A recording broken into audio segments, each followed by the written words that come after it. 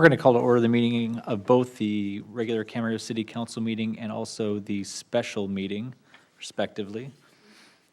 And the reasons are for our meeting at 4 o'clock today is we have some closed session items. But first, I'm going to ask for the roll call, please. Councilmember Craven? Here. Councilmember Kilby? Here. Councilmember Tremblay? Here. Vice Mayor Santangelo? Here. And Mayor Molche. Present. All right, like I mentioned, the reason for starting at 4 o'clock today was for our closed session items. And I'm going to please ask our city attorney to read the reasons or the purposes for our going into closed session. Yes, we have 3 closed sessions this afternoon. One of them is a conference with legal counsel, existing litigation. That's pursuant to Government Code Section 54956.9D1. The name of the case is John Frazier versus the City of Camarillo. The case number in the Ventura County Superior Court is in the agenda. A second closed session will be a conference with legal counsel, again existing litigation, same Government Code section. The name of this case is OPV Coalition versus Fox Canyon Groundwater. That's been filed in the Ventura County Superior Court. That case number is in the agenda. And the last one is a conference with legal counsel, anticipated litigation, significant exposure to litigation pursuant to Government Code Section 54956.9D2. The number of potential cases is 1. Thank you very much. I presume we didn't have any submitted public comment on this, and I don't see anyone here in the audience. So at this time, we're going to recess in a closed session, and we will be back for our 5 o'clock session.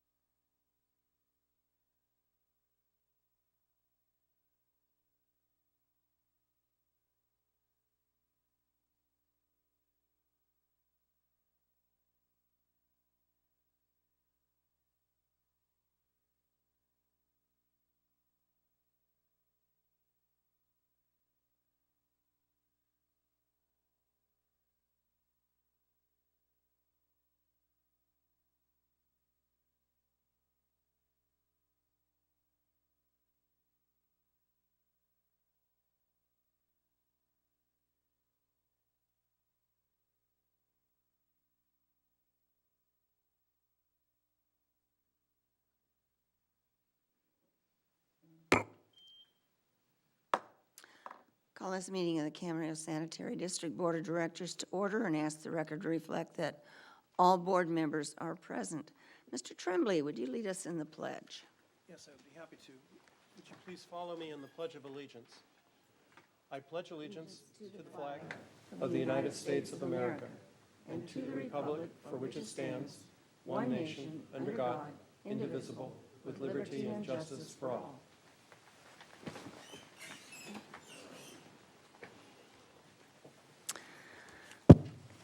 Are there any amendments to the agenda?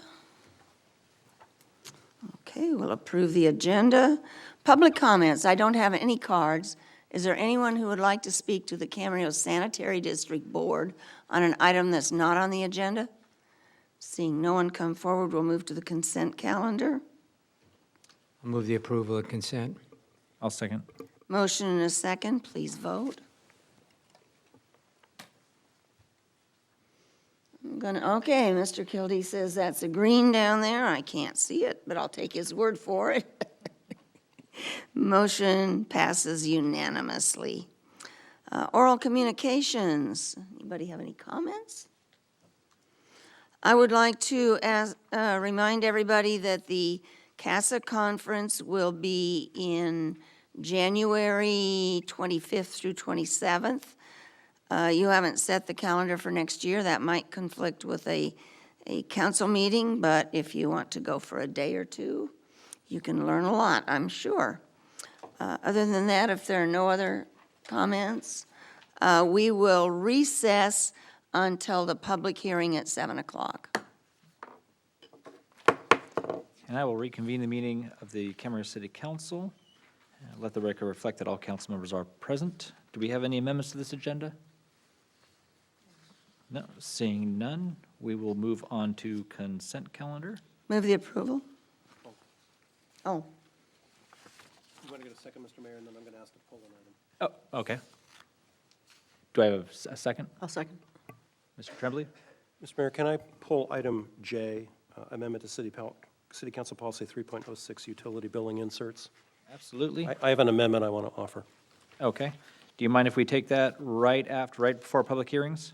We'll take it right after our consent calendar? Sure. Okay, so we'll move it to there. May I make a comment Sure. on one of the items? I just wanted to thank staff for item T. It was really great to get an update of where we are on our goals, and I appreciated that report. Thank you. All right, with that, I have a motion and a second. so the Wait, I'm motion, sorry. I'm going to amend to be with the exception of item J.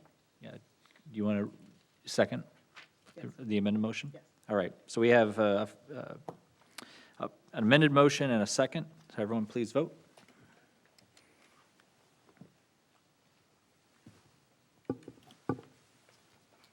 And that passes unanimously with the exception of item J, which we're going to take right now. Mr. Tremblay, do you want to lead us off? Thanks, Mr. Mayor. Christie, Madam Clerk, do we have copies of the amendment I wanted to offer on this? So this went to, first of all, compliments to the Finance Committee because there are a lot of policies on tonight that the Finance Committee went through, I guess, Mrs. Craven and Mr. Kildee. But as I read the utility billing insert item, I wondered whether or not we might want to consider adding a sentence into the policy on billing inserts that would match what we have on community service events. And that's where we dealt with this a few years back, and that is where we have a member of a council who is a director or officer of that nonprofit, that nonprofit would be ineligible for that funding. In that same spirit, I would offer an amendment, an additional sentence in this that would say that for utility bill insert, that a member of the council cannot be a director or an officer of the club or organization that is providing the billing insert. Could I? And maybe the Finance Committee discussed this, I don't know. Yeah, we'll take them one by one. Mrs. Craven? I see this as a different matter. We're not really giving money to them. Could you explain your reasons? Sure, I'm concerned about, not that it's happened, but hypothetically, you could have a situation where a council member is a director or an officer of a nonprofit and keeps coming back and saying, we want, or of several different nonprofits, and utilizes their influence to say, hey, we want utility billing inserts for this nonprofit that I'm involved with. It's a hypothetical. So It's not, if, it's theoretical at this point. there's a lot of criteria. Yep. You have to be a nonprofit, you have to have something, I don't have this up on my screen over here, but you have to, yeah, I didn't print it out. You have to be a nonprofit. You have to be a no. Where are the criteria for the, whatever it is, and the event has to serve Camarillo residents. It has to be something that is of no cost or low cost. It actually says at no cost. Is the amendment that the. Okay, no cost, no cost. I don't understand where being a member of the city council, if you're on the board of directors, would make a difference for this. I get it. I guess my response would be that I see a utility billing insert as offering in-kind support to that nonprofit organization, something akin to the type of support that the city could offer relative to community, to funding for community events. And since we had that conflicts provision in for the latter, I thought it would be helpful if we had it in for the former. Not that it has happened, but we had a pretty robust, I guess I'll leave it at that, discussion on this several years ago. And I just thought it would be helpful. And the Finance Committee may have discussed this, I don't know. No, the Finance Committee didn't discuss it. Okay. May I go on? Sure.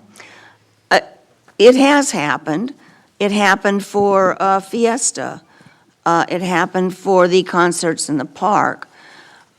I think that there's a distinction here. If a member of the board of directors is one member of maybe 10 or 12 people on the board, they may decide they don't need that person's help, and that person might help a lot with the event. I see, on the other hand, we're not giving them a substantial amount of money. I really, in my mind, make a distinction between giving them money and passing this out. And I do understand we are making a contribution by allowing this to go in as an insert in the utility bill.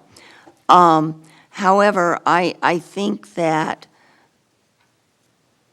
you know, in my, and I'm going to end at this, but I think it's okay in my mind.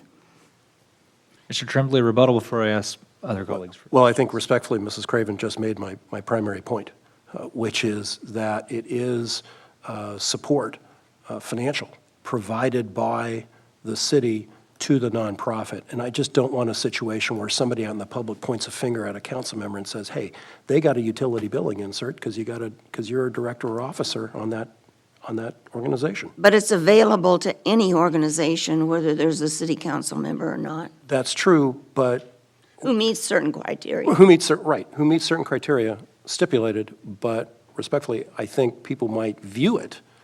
They might say, hey, wait a minute, wouldn't city council members be able to steer this into a more favorable track? And again, this is theoretical. I'm not casting aspersions on anybody. Any additional questions or comments from my other two colleagues?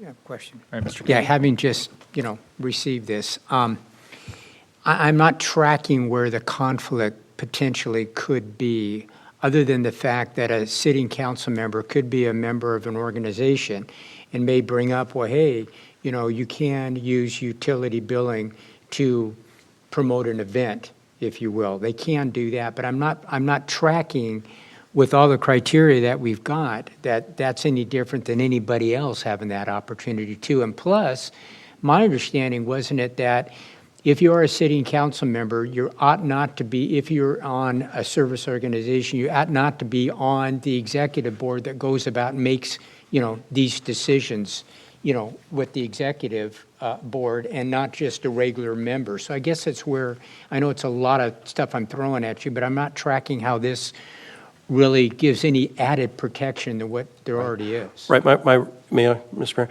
My response, Mr. Kildee, is that I could be a member of a nonprofit. I may not be an officer or director of that nonprofit organization. What I'm concerned about is some sort of allegation being thrown out there that because a council member is an officer or director of a nonprofit, that they are influencing city staff to send these utility billing inserts out on behalf of the nonprofit organization that they are involved with. Mrs. Craven mentioned Fiesta, for example. That could also have applied, I think, to one or two other examples in the past. Nothing like that lately. I'm just trying to avoid a problem area. I don't think that the cure is worse than the hypothetical disease. I do think it'd be easy to add it in. Let me just say, I think that it would make it so a lot of people may not know about something good that's happening in the city that's free to all people to come to. Because that's one of the criteria. The event has to be free. So, But if the council member were not a member, or council member were not an officer or director of that nonprofit, then it wouldn't apply. It would be no, irrelevant. it'd be an exclusion. It wouldn't be under your. I think that sometimes you can be way too wary of hypothetical people. I got a whole line of jokes about hypothetical people that we have in Camarillo, but I won't go there. They might even take street vacations. But that's another bunch of jokes.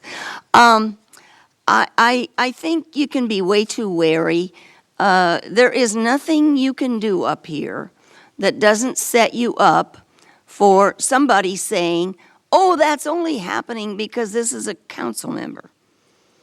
I think we can also set it up so that council members can't help with anything or offer their services to anything because we're going to have a policy that makes it so that we're saying, well, hypothetically, somebody may criticize this or that.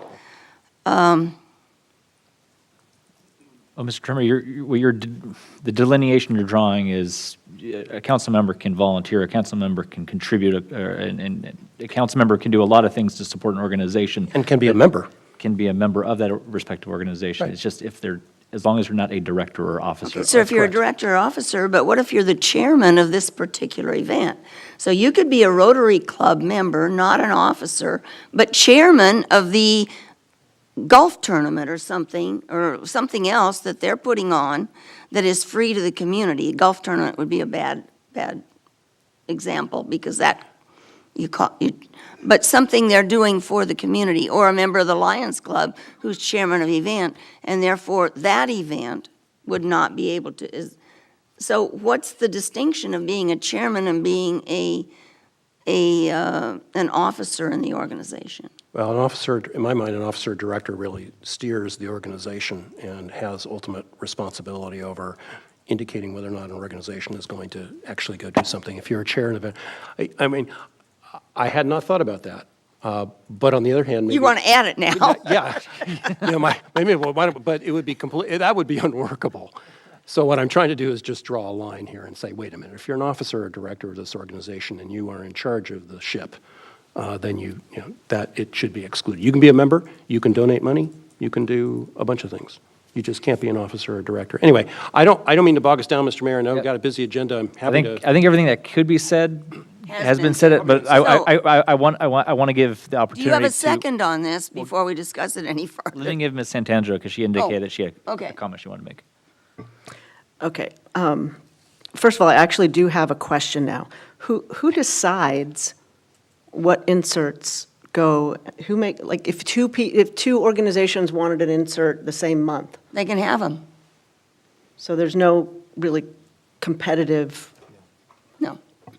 There's a person in finance who makes that decision whether these things fit, and there is a maximum number, but it's more than one, whether these things meet the criteria. And Yes. so it's objective. Excuse me. And the city manager has the final authorization on that now, or is the final authority on that. And if we do have competitive, not competitive events, but if we do have more than one event, then we may format the billing insert so that we can fit both of them. So we haven't had that conflict happen yet, but certainly something that the city manager would be looking at. So that being said, I look at, with the funding and the grants that we have put in, may not be a member of, I'm not saying that very well, that we can't be part of that board. I see that as because there are fixed resources that we're trying to allocate. And I don't really see that here. If you want to put an insert in, you can put an insert in. So it doesn't seem to me that we're really competing for resources that might benefit the organization if it's open to everybody. So that's my thought. It's open to everybody who meets certain criteria as specified. Mr. Mayor, do you want just to offer a motion and then we can? Yeah, well, dispense with this? I think Yeah. you're pretty much on it. Yeah, go ahead. So I would move to adopt the staff recommended changes to policy 3.06 on utility billing inserts with the addition of the language that I have asked for as an amendment in section A2. All right, I have a motion. Do I have a second? I will second. I'll second your motion. So at that point, we have a motion and a second. So would everyone please vote?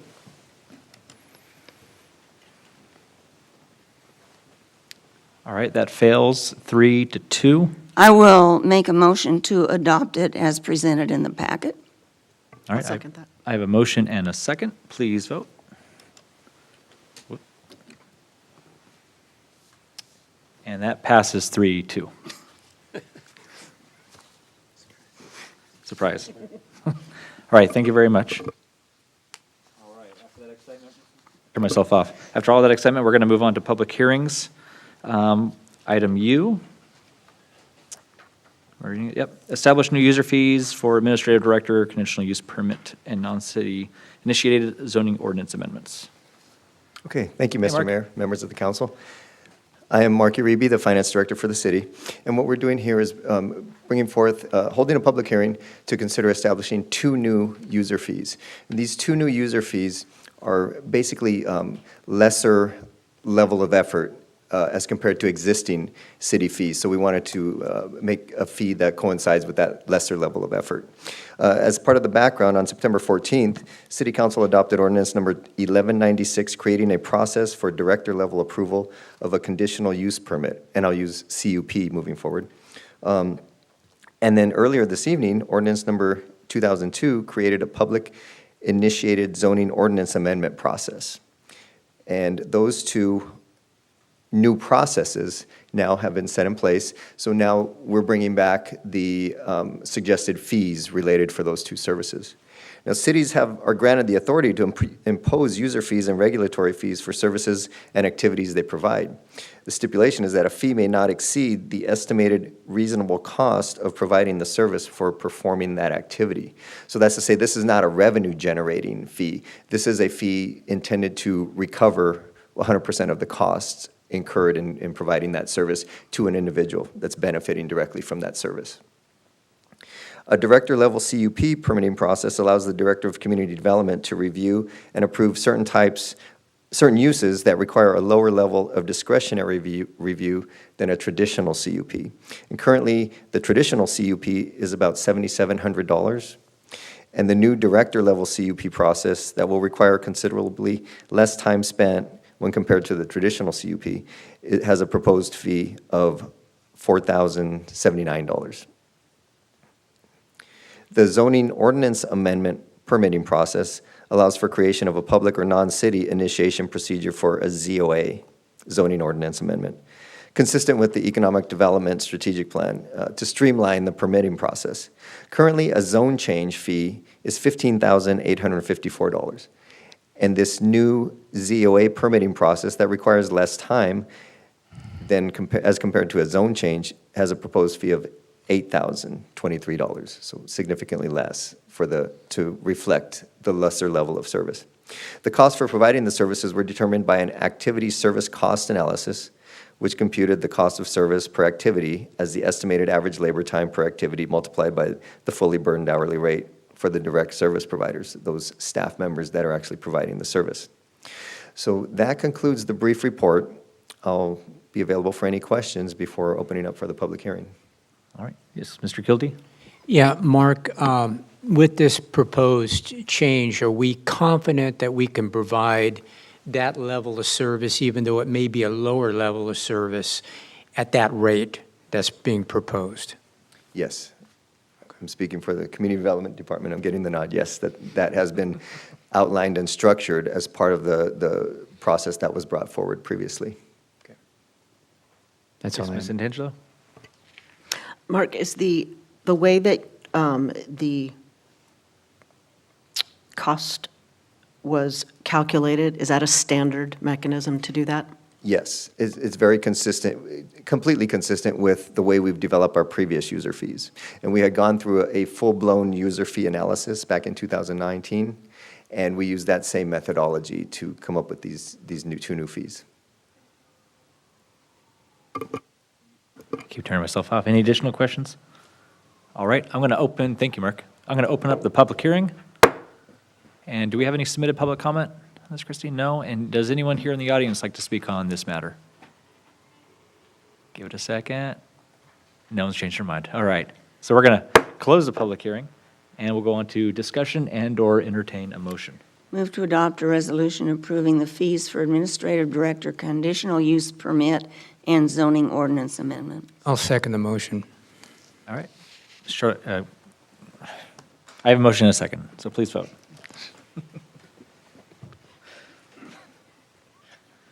All right, that passes unanimously. My mouse is not working today. All right, we're going to move on to our discussion items. Item V, amend policy 1.12, community service grants, rescind policy 1.15, guidelines for city support of community events. Mark, you're back Okay, again. thank you. Back again. So what this item is, as Councilmember Tremblay mentioned earlier, that yes, we have been bringing a lot of the policies that were finance related to the Finance Committee for some consideration and for some update. Some of them you saw on the consent calendar. This one we put on the discussion because it's a little bit more involved. It is the combination of two separate policies that were closely related. The Community Service Grants Policy 1.12 was originally adopted in November 1996. And in 2017, Policy 1.15, Guidelines for City Support of Community Events was adopted. After some discussion at the staff level, and then we had 3 meetings with the Finance Committee to discuss bringing these two policies together into one combined policy. Now, the reasoning was that these are community support, city providing community support for two different types of activities. One being the community service grants, which is a competitive process where there is a calculation that determines the amount of money available for a number of programs that are submitted at the same time for a share of that calculated amount. The other side is the community events, which are generally handled on a case-by-case basis. When an event comes up, it's discussed typically as part of the budget development and the budget workshop for council approval for each individual event. And it is a specific dollar amount that's discussed and approved at that point as part of the budget process. So in bringing these two separate policies together, much of the revision was to bring consistency in the wording between the two. For example, a due date for an application of January 1st as opposed to February 1st on the other one, brought them together so that they're consistent. But that's an example of some of the editorial changes that were suggested. Some of the content changes I'll go over and outline briefly is, one was to establish a time limit for receiving consecutive funding. At the committee level, committee felt comfortable establishing a limit of 3 consecutive years of receiving funding under the community service grant program. That means 3 years consecutive and then take a year off before being able to apply again. The intent was to give some more organizations maybe a shot at competing for these funds. The second one was to acknowledge the ongoing benefit of the high school safe and sober after prom programs, which is shown in section B, number 5, states that those programs will receive special consideration. those programs tend to stand apart from all of the rest, is just very, very much favored as far as programs out of some of the typical ones we receive. That's why they receive that special consideration. And number 3 was to require a performance report to the city council following the completion of the funded activity. The 4th one was to restrict crossover funding, because we have these 2 separate categories now, community service grants versus community events. The discussion was to eliminate any crossover funding where an organization may receive funding on both sides versus just the one. And lastly, we included just a general statement that would allow for any other types of funding requests, set forth a process for that that's outside of these 2 clearly defined categories. So that completes the brief report, and I'll be available for questions. Any questions of Mark? Mr. Tremblay? I know you have a suggested amendment, but Mrs. Craven? Could we make a committee report? Sure, actually, yeah, absolutely. So I'll look to the members of the Finance Committee. Mr. Kildee and I serve on the Finance Committee, and he might want to talk too. But I do want to say, first of all, the changes we've recommended are so significant and dig so deep that we thought this policy warranted coming to the council for discussion and for things to be highlighted instead of just going onto the consent calendar. So we asked that this would come under discussion items. And the second thing is, the reason that we felt that the Safe and Sound grants, which are about $2,500 each to the 2 high schools, maybe a little less because Rio Mesa didn't request that much this time, that they be put in a special category to be exempt, because first of all, this group of children are in a group, they're not seniors, they're not little kids, there aren't many people who ask for very much money for this group, but the other thing is, this is really important. They have a very high number of seniors who attend this. We ask for the numbers. And they just about fill up the biggest place in town, which is the theater out there. The other thing is, it keeps them off the streets from going to parties, getting drunk, and driving after the prom. And we thought that was very, very important. Once you leave, you cannot come back. They have a large prize they raffle. It's a door prize. It's given at the very end. You leave, you can't come back in, you can't get the door prize. And it's been as high as a car. So it's something they're willing to stick around for. So I just wanted to get the reasons out before all the discussion. Mr. Kildee, is there anything you'd like to add? No, I think you hit the main points. We had robust discussions on this, and again, thought it was important enough to bring it back, not on consent, that have more discussion. Any additional questions before I move on to Mr. Tremblay's suggested amendment to this? Okay. Mr. Tremblay, want to? Thanks, Mr. Mayor. Just starting off with a couple of comments. First of all, hallelujah. Thank you to the finance staff, and thank you to the Finance Committee for all of your work on there. I don't doubt you had robust discussion on this. And Mrs. Craven, I agree with your rationale relative to safe and sober. No issue there. The second thing is, on a personal note, I will miss being on the policy committee with Mrs. Craven because we have had so many of these discussions in the policy committee, and we have gone back and forth about language for hours and hours, and I really appreciate it. We've worked well as a team. And so it's in that spirit that I read this work product. First of all, I think it's a great work product. Thank you, because to me, a lot of it kind of mushes together between the community service grants to the community event support grants, basically, to the CDBG grants, and it's always kind of mushed together. But in that spirit, when I read the report, and I'm sorry, when I read the actual policy, I communicated with Mark, and one of the things that I said is, both of the categories on the community service grants and the community event supports, both of them use the language of events within the policy. And I thought that was confusing.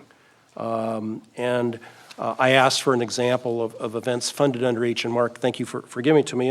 And Mark steered me straight by saying, and I'll just read it, the primary distinction between the two is the community service grant program is a competitive process with applications submitted for a share of the calculated funding amount, while the events are considered on a case-by-case basis. The community service grant has a specific calculation for the total available funding amount, whereas the events category, and I think by that, Mark, you meant the community event support category, is based on council budget support for each event requested.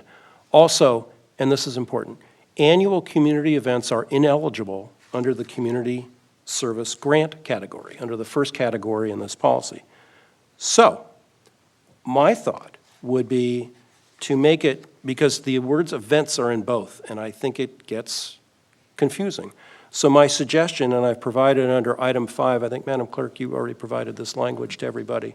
I would, starting with the non-red line version, on page 1, under community service grants, under A, funding sources, number 1, the general fund, I would insert a new subparagraph A, and it would read, community service grants,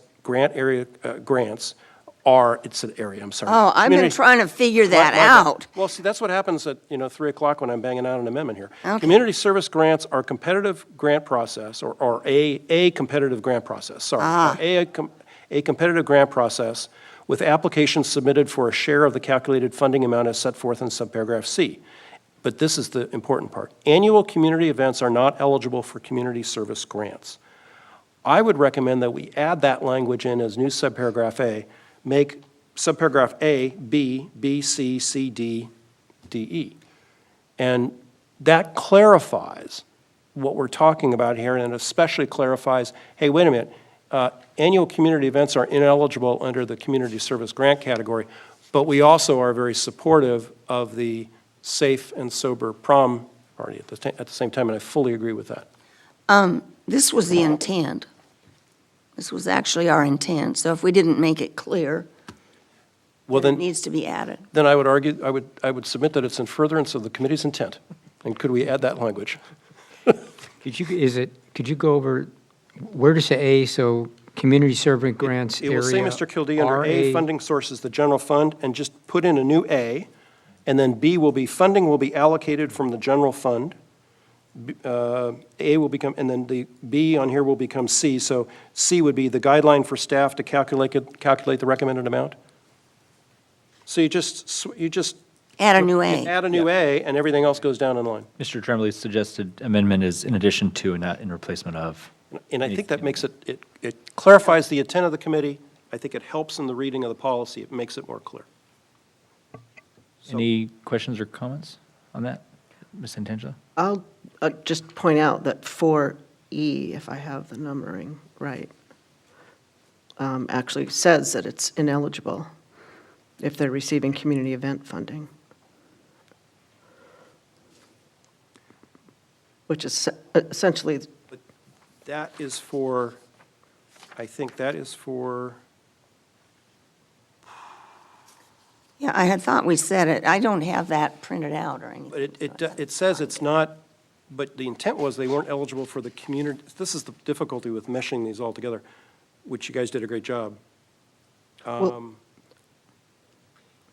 for, If I could suggest, the wording under 4E was the intent to insert the crossover funding. Anybody receiving funds on the community grant support side versus the community service side, community events versus community service. So that language under 4E is on both sides of, both categories to avoid the crossover funding. which But I- is but I essentially think- the same goal as what, Right, So how do, right. And I it's think. already there. It's in here, it's just in a different way than you're proposing. Yeah, I guess it didn't leap out at me. I would argue that. Thank you. But I would Thank argue you, that Mrs. Santangelo. Mr. Tremblay's suggested amendment does make it a lot more clear. It does effectively say similar. It does support it. Just in a different place. It's just in a different place, but I think it's a lot more. I guess at worst case, Susan, you would say that I'm saying it twice. But You're being redundant, it was really redundant. difficult for me to get to the first part of it. Yeah. Well, I never want you to have less words, so. Well, at least we're not paying him by the word. So I don't know where we are in the Right. public. let's Does- see, public Any, hearing. any further discussion? I'm sure Mr. So Tremblay offer your probably has motion. a motion, yes. So I would move staff recommendation under item V for amending policy 1.12 and rescinding policy 1.5 with the additional language to be added to A1 as I set forth in the, A, yeah, as I set. A1A. A1A, as I set forth in the sheet that I gave you. I'll second that. I don't see any problem with being redundant. With the fourth word in what you submitted, area being RA. RA, yeah. That's my poor typing skills. So it's going to come out R, A. All right, I have a motion. Do I have a second to that I motion? seconded it. Okay, I have a second. Please vote.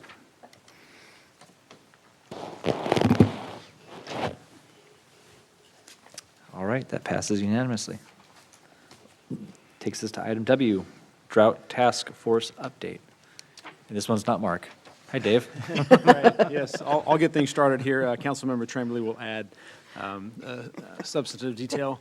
But one may think it a little ironic, previously planned agenda item on drought and water conservation a day after a nice soaking rain. However, it actually is very appropriate because we are far from out of drought conditions.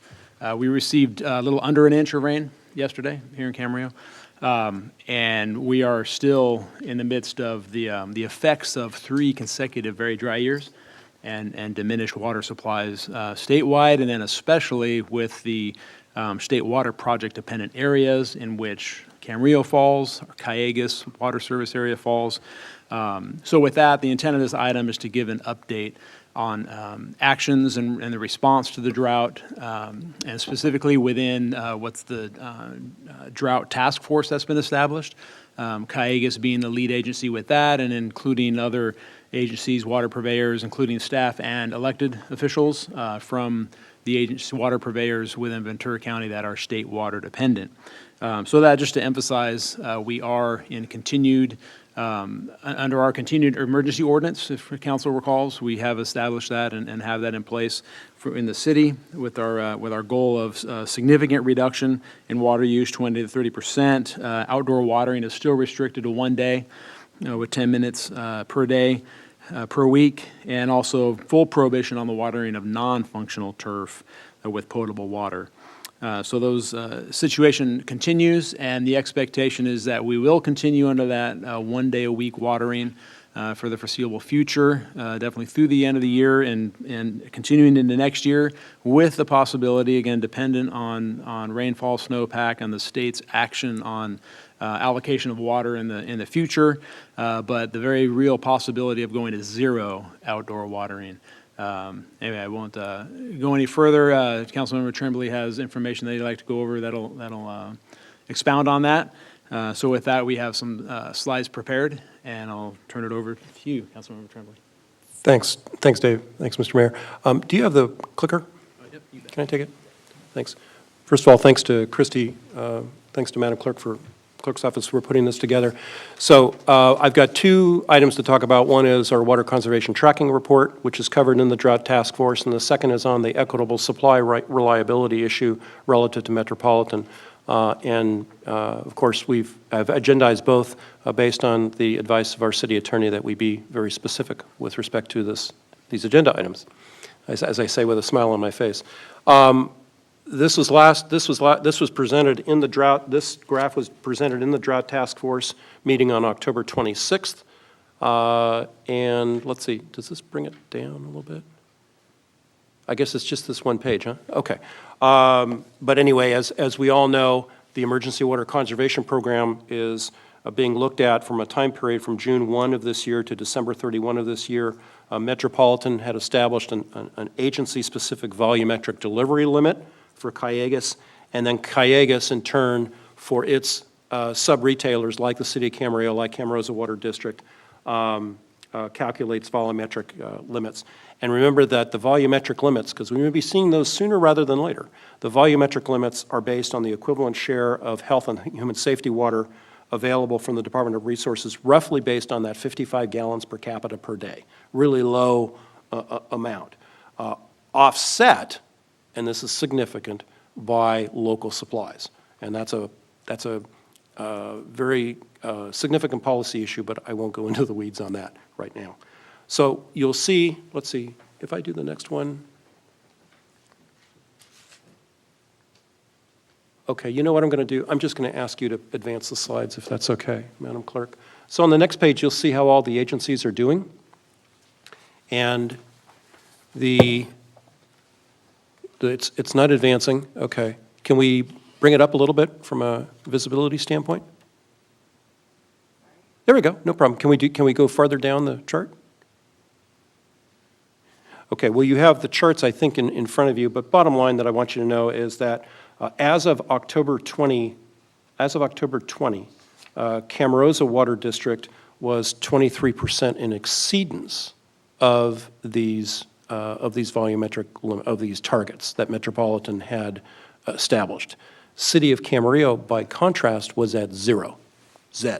It's a push, basically. So the city has been doing a good job. We're not negative, but we are doing a pretty good job. I don't like the way they have us in red because we're zero. I don't either, but maybe that's sending the message. Christy, could you put the next slide up, Can I please? ask a question? Oh, Sylvia, thank you. Okay, great, Sylvia. Could you advance us to the next Tony, page? can I ask a quick question before you go on? Is that Mr. Mayor, is that okay? All right. Yeah, Kevin? okay? Just Yeah. very quickly. With Camarillo, is that number down from what it was a previous number, even though they're 23% in the red? Is that number, and if you don't have that data, you can give it to me later.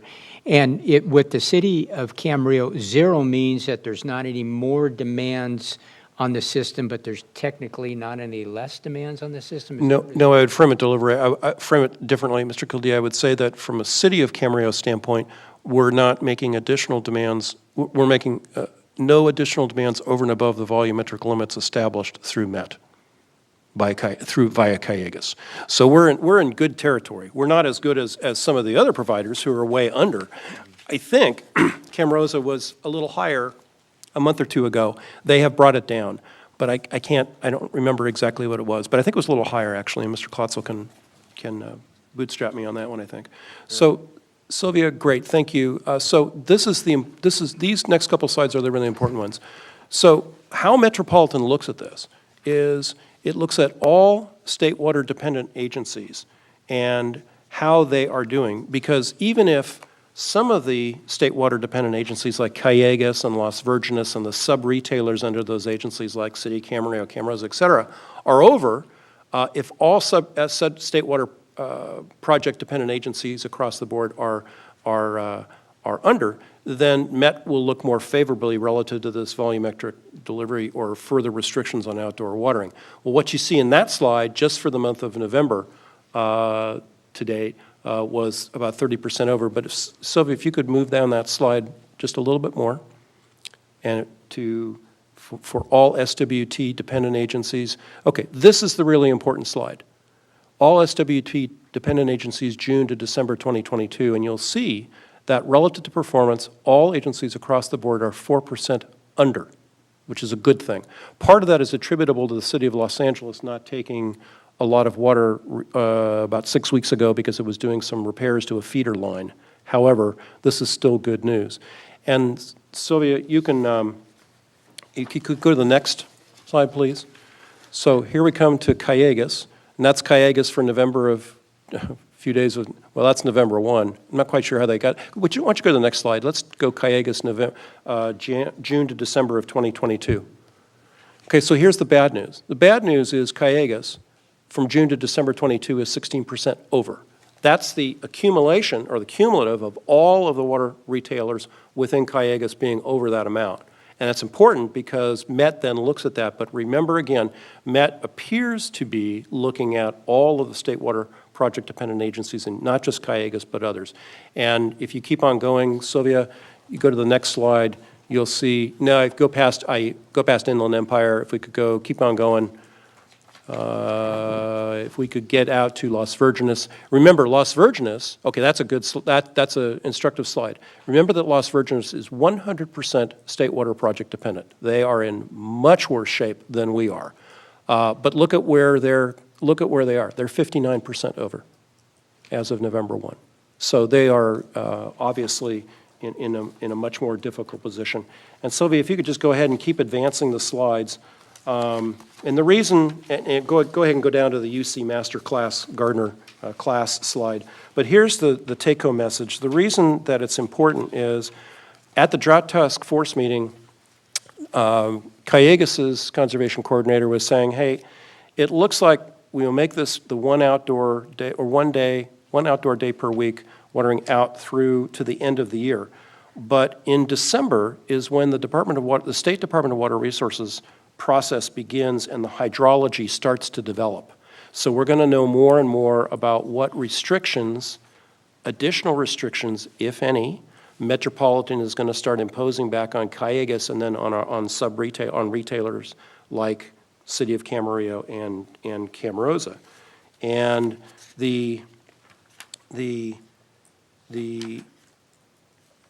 we are told that as of right now, the best case scenario for 2023 in Metropolitan's eyes right now is 1 day per week watering.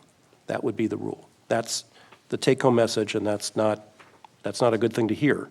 But that came out of the Drought Task Force meeting, and there is the potential for Metropolitan, depending on where the hydrology goes, to go to 0 outdoor days per week, or alternatively, shift everyone to the volumetric limit. And that volumetric, and it's difficult to know how that's going to play out in 2023. It's possible that we may have to go to a 0 outdoor watering pursuant to Metropolitan and Cayugas' strictures, or go to a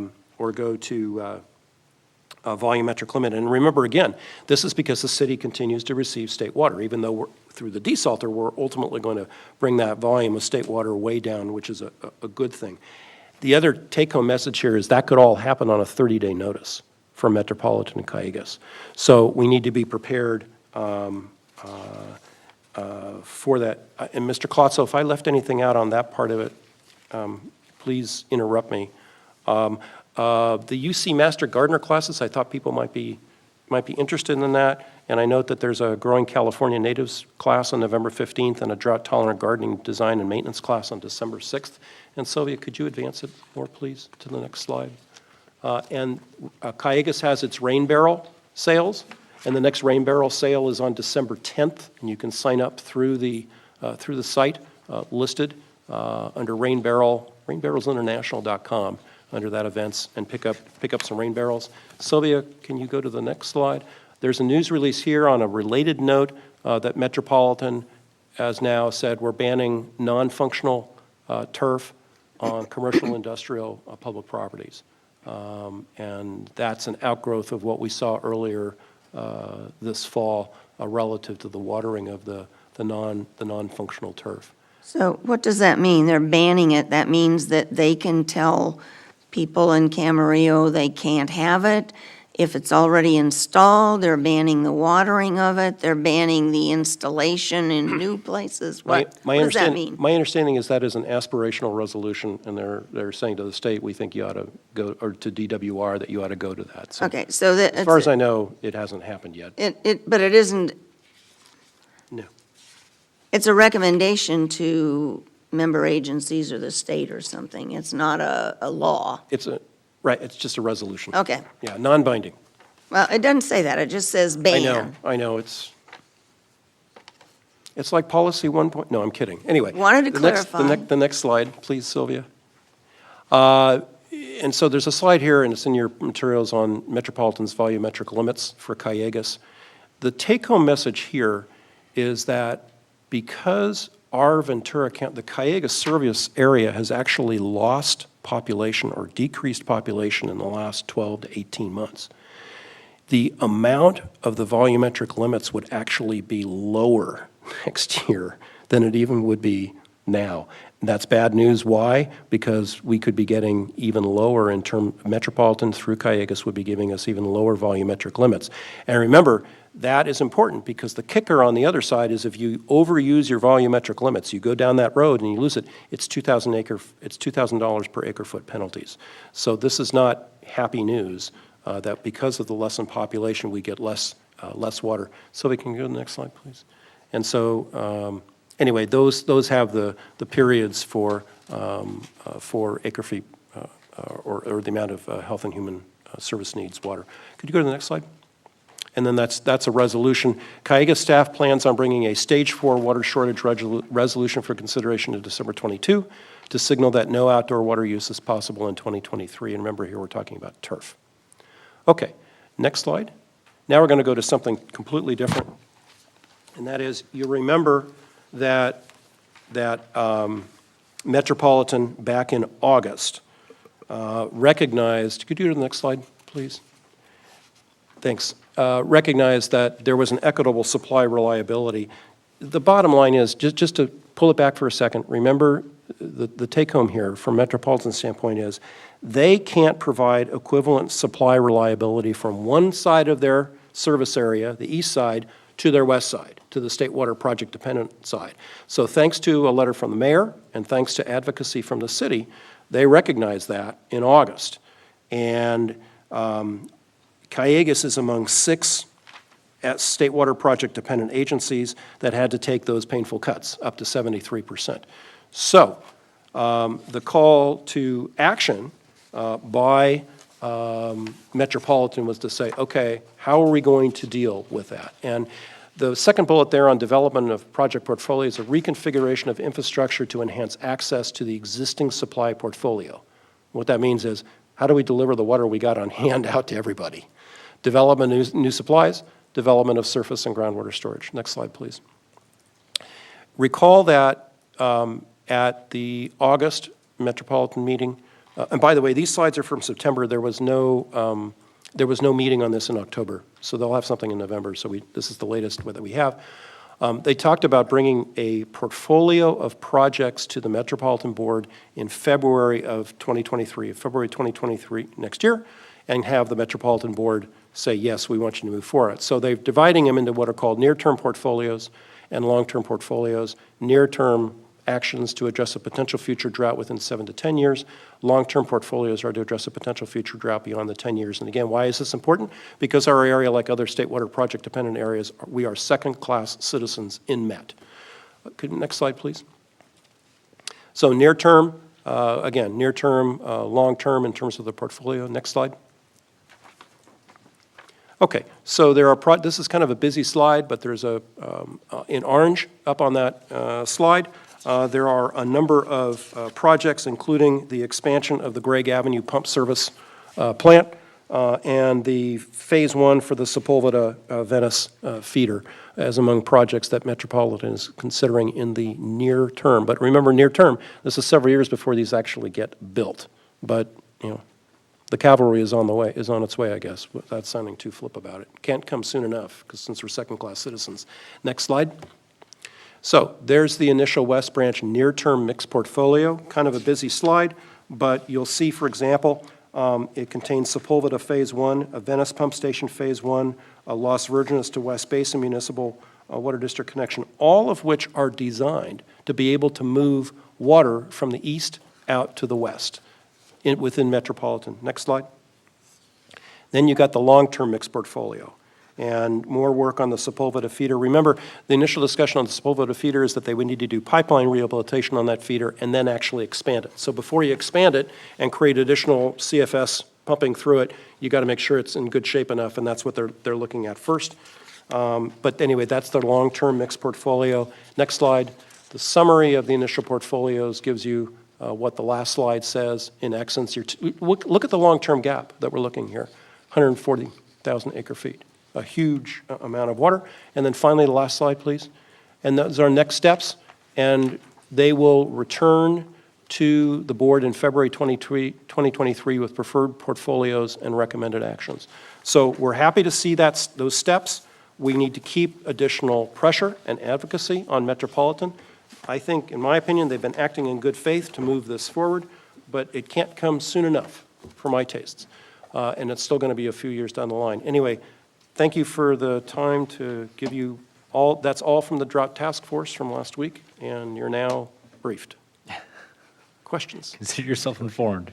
Mr. Kildee? Yeah, Tony, just a little clarification for me, and it goes back a little bit about the rain barrel sale. I know they're going to have another one on December 10th. Are non-Callegas customers able to purchase one of those barrels? In other words, those that are on the west end of our city, can they go and buy a barrel at that, or is it just a They're from Callegas. No, it wouldn't matter whether you're within, Doesn't you're matter. within the city of Camarillo or Camarosa, both are Callegas members. Right, So so all of anybody- our residents are Should be able to, yeah. able Yeah. to go up there and purchase Yeah. that barrel. Yeah, we've got a number of rain barrels at our house. I was hoping for more rain yesterday, but anyway, hope springs eternal. Next time. Next time.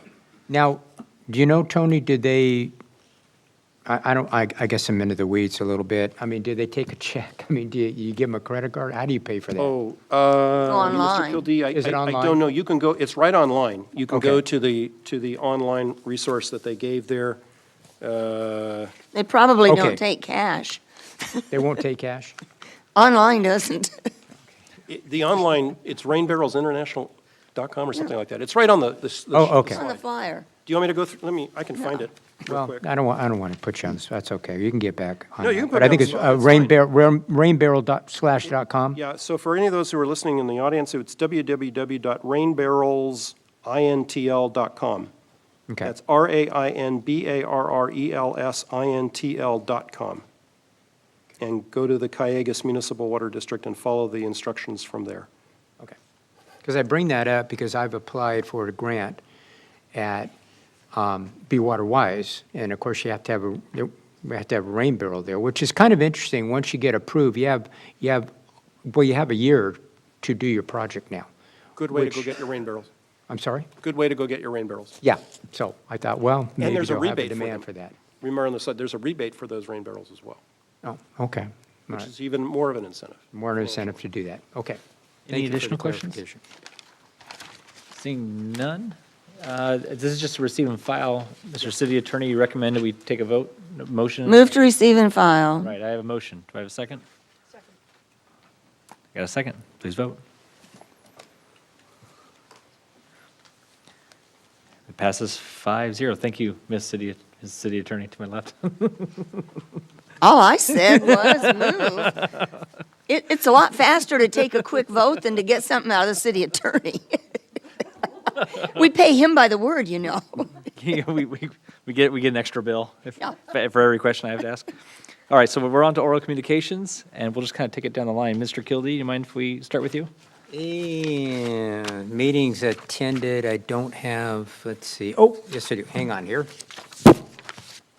All right, so I attended a policy committee meeting, I attended. You did? Oh, I'm sorry, geez, excuse me. You got to read this before you comment. Okay, October 28th, I had a finance committee meeting, I did attend that. Let's see, VCTC. And I had another finance committee meeting on November 8th. So those are the meetings attended. And we have one more meeting with the current council, is that right? No, We don't have any more, just the we changeover. have the changeover. So when would it be appropriate to make some comments about my esteemed colleagues? At the Pro- changeover. Yeah, probably at the changing of the guard. The changing of the guard, okay. So I'd like to make some comments about my esteemed colleagues at the changing of the guard. So, and I will wait till then, unless you want me to. I'm sure that will be an agendized item. That would be an agendized item, would it not? Yeah, it'll be I think it will comments. Okay. Yes. You'll need a motion? It will need a motion, 5 words. All right. Ms. Santangelo? Thank you. Okay, for meetings attended, November 3rd was a CPA Board of Directors. And then for other things attended, October 27th was the VCOG dinner. Thank you, Mr. Kildy. Did a great job Thanks for being there. of chairing. Even though I forgot, did you notice I forgot to announce the mayor of Thousand Oaks? It's all A right. minor detail. It's okay. And then on October 30th was Adolfo Camarillo's birthday, which was really nice celebration out at the ranch house. And I got a tour of the Boys and Girls Club. The day before yesterday. Sorry, the days are kind of running together right now. But it was really, really great to see the new addition and see it all come together. And the kids are so excited too. So it was a very nice tour. Glad to be there and happy for them. And that's all I have. All right, Mr. Tremblay? I promise this won't be as long as the last one. Okay, meetings attended, October 27, the Policy Committee with Mrs. Craven, who I will dearly miss, given our discussions on all the language. The VCOG Annual Dinner, and thank you, Mr. Kildy, I thought you did a great job. October 28, sincerely. October 28, I had a Metrolink board meeting in Los Angeles. November 3rd with the Mayor Utilities Committee meeting. On November 4th, the VCTC, Ventura County Transportation Commission board meeting, which I'm lucky enough to chair this year. It's been a lot of fun. On November 7th, I had a ad hoc fuel hedging committee meeting with Metrolink, and on November 9th, a CASA statewide board planning workshop meeting. Two things that I want to talk about because they potentially do affect us in the pocketbook. One is with respect to Ventura County Transportation Commission. First of all, anybody watching out there, let me just give you the website. It's goventura.org, GOVENTURA.org. The first is an announcement that for Veterans Day, there will be Veterans Ride Free fare promotion. Veterans Ride buses, transit buses for on November 11th, Veterans Day, for free, and the participating transit operators include not only VCTC, but also Camarillo Area Transit, right, Mr. Klotzel? Right. So in honor of our veterans. Is that both? I would add, I believe it includes active military as well, and retired, which are typically veterans, but. That's correct. It's right. It's extended to active duty military personnel as well. And you can find more information on that at the VCT website at goventura.org. Second thing is, and I gave everybody a copy of this, but VCTC, has established the Youth Ride Free program, and I gave you that. If you know of any place you might hang it up in a storefront or elsewhere where it can receive some publicity, that would be great. And then just at the December VCTC meeting, I can't say that fast 5 times. At the Ventura County Transportation Commission meeting, we've got 2 large items on. One is the Transportation Integration and Efficiency Study, which is important because it deals with all the transit operators in the county and what, if anything, are we going to agree upon relative to consolidation of services in the county. And I add that if anything in there very deliberately, okay? The second is the Comprehensive Transportation Plan for the county, which is an important tool that the county utilizes. But that's also important from a financial standpoint. And then the second item I want to talk about, which is financially related, because VCT, it's a conduit, in essence, a funding conduit agency, but obviously there's an impact on how much money has come through to all of its operators and its cities and so on, including the city of Camarillo. Metrolink, as well, VCTC and 4 other county transportation commissions also send money to Metrolink to operate. And Metrolink is under a real challenge these days. The ridership program, the ridership recovery, as with other transit operators for Metrolink, continues to be a challenge. I think I reported to you before that for fiscal year 22, there was about a $2.6 million shortfall, but Metrolink was not coming back to the county transportation commissions, the 5 commissions, to make that shortfall up. VCT is one of them, so it has an impact on us. There were funds sufficient, but for this fiscal year 23, there is already a shortfall, and the concern is that so revenue recovery was budgeted for August at 53%, while the actual recovery was 42%. Year-to-date through August, revenue recovery was budgeted at 53%, while the actual recovery year-to-date is 41%. The variance created a year-to-date fare box revenue shortfall from a budget of $1.6 million. Why is that important? Because ultimately, Metrolink may have to come back to the county transportation commissions and say, we need more money. Because remember that most of the money, for example, this year's operating budget for Metrolink was $296 million in total expense.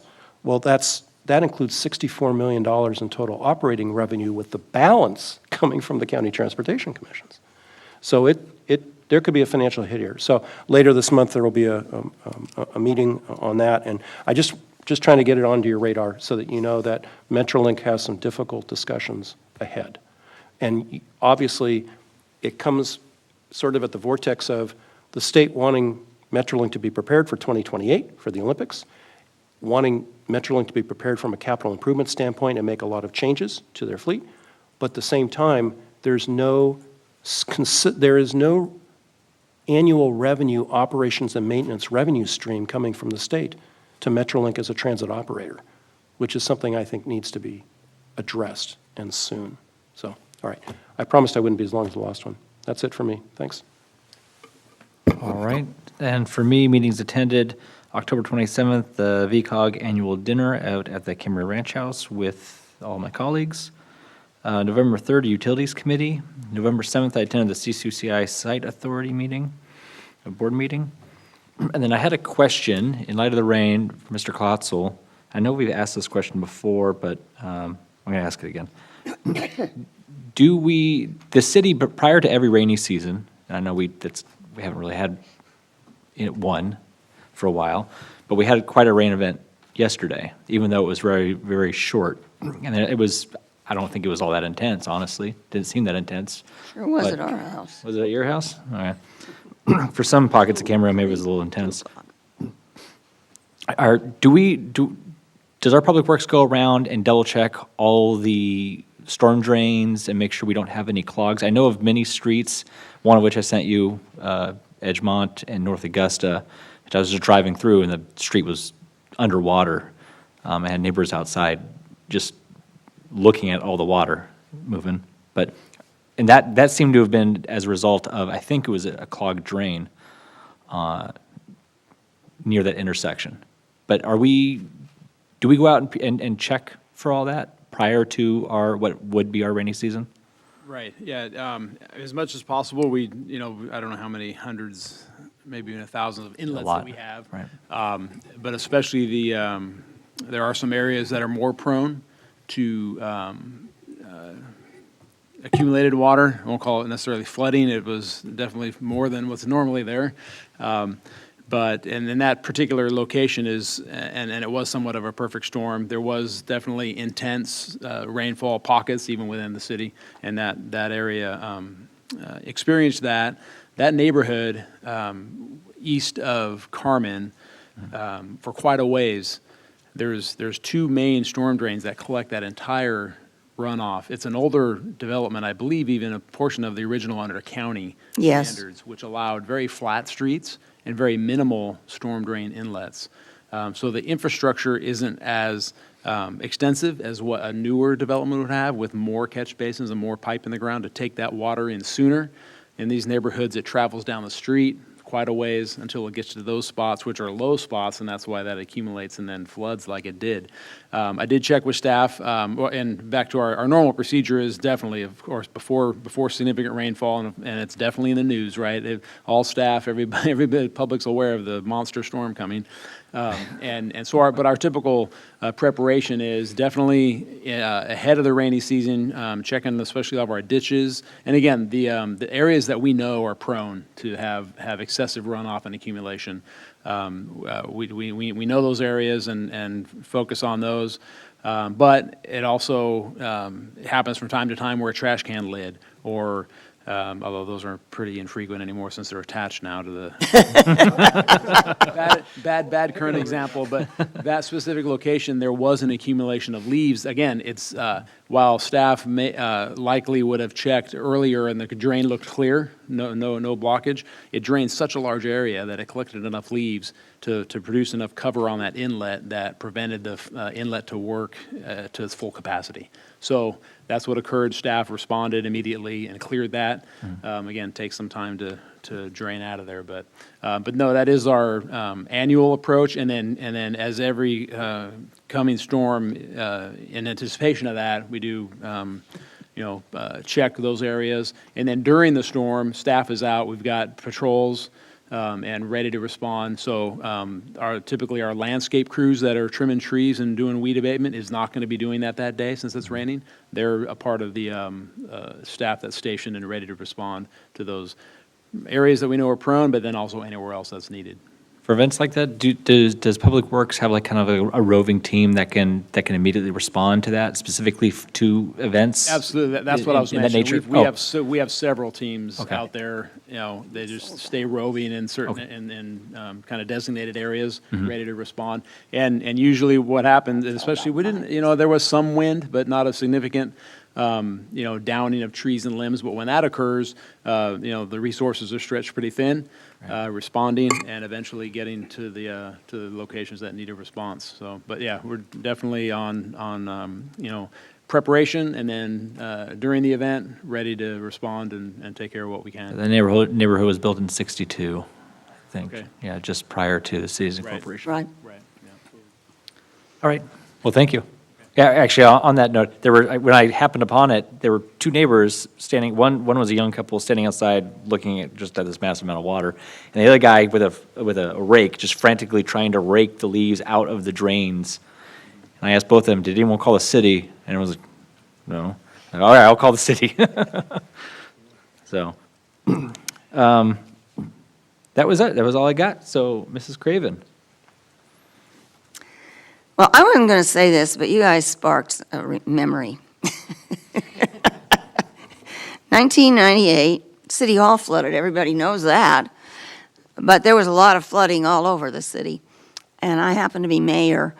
And so the day after the flood, I was called by first Channel 4 and then by Assistant City Manager Larry Davis, who said, "If you're going out with Channel 4, I want to go out with you." So they took us out to Butterfield Street. And there was a lot of flooding on Butterfield Street, but there also was a lot of damage caused by all the lemons that washed down from where all the rich folks now live, down the street and around the corner. And it just happened so that all those lemons congregated in Butterfield Street. They went through the gates and the fences on two of the homes that were on the south side. I think Mr. Trebley used to own one of those homes, but he had just sold it before this. So I walked in and I thought to the one house that they wanted me to look at, and I thought, why do those people have yellow grass? Well, it turned out they had a swimming pool that was completely filled with lemons. That's a good reason to have yellow water. Yeah, and of course, I didn't know any of what I was going to look at. I thought I was going to be looking at wallboard damage. And here's the mic.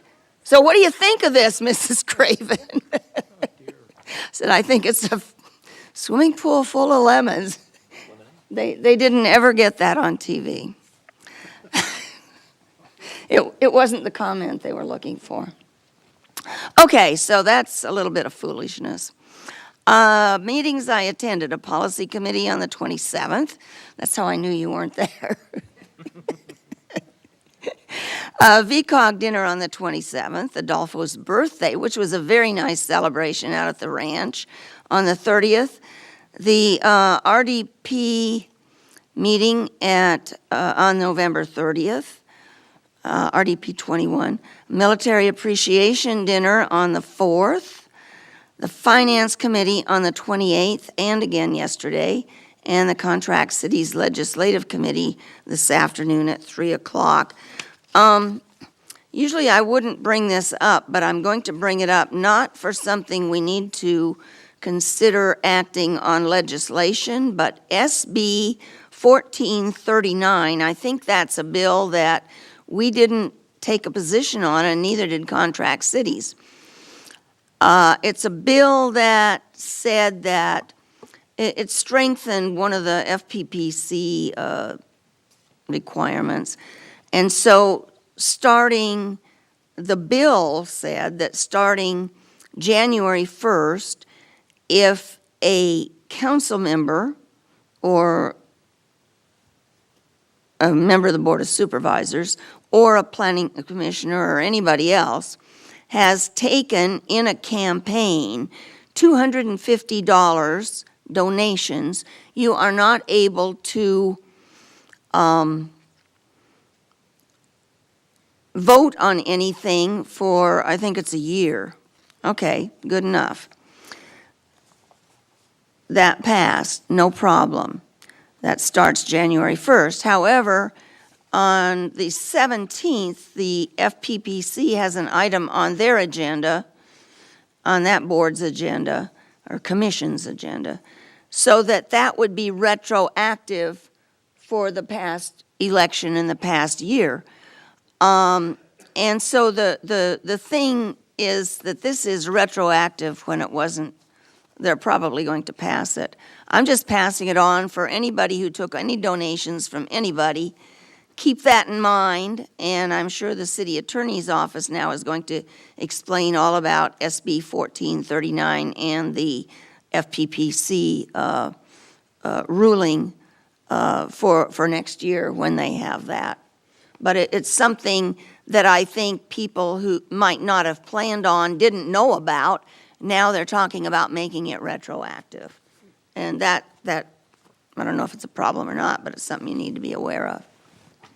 I also want to, there went my agenda with what I needed to talk to you about.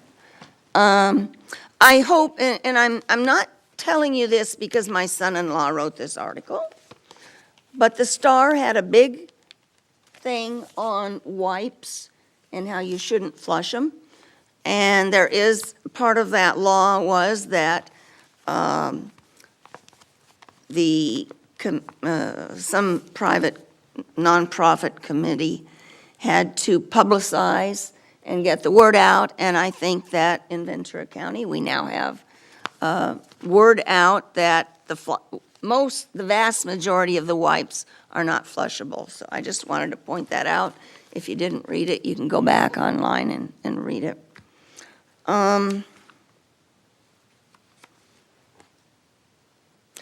I need to announce the Point Mugu Air Show is going to happen March 18th and 19th. Lots and lots of people love that. So mark your calendars. But we also need to make sure that starting sometime in early March, we let our residents know, if the newspapers don't, that there's going to be noise those 2 days. And it's something that a lot of people enjoy. So yes, there will be extra planes flying over, especially on the dog leg over Santa Rosa Road. Yes. On that, do they have the Blue Angels this year? Or I thought, is it next year? He didn't announce the Blue Angels, so I am assuming not, but I'm not saying definitely. But it will be an air show, and it will be, could be the Thunderbirds, I don't know. I just don't know. But there will be a lot of planes, and it'll be noisy. In addition to that, the contract cities they call it the slot, Sacramento Legislative tour. It's a lobbying tour to Sacramento. Will happen January, oh my goodness.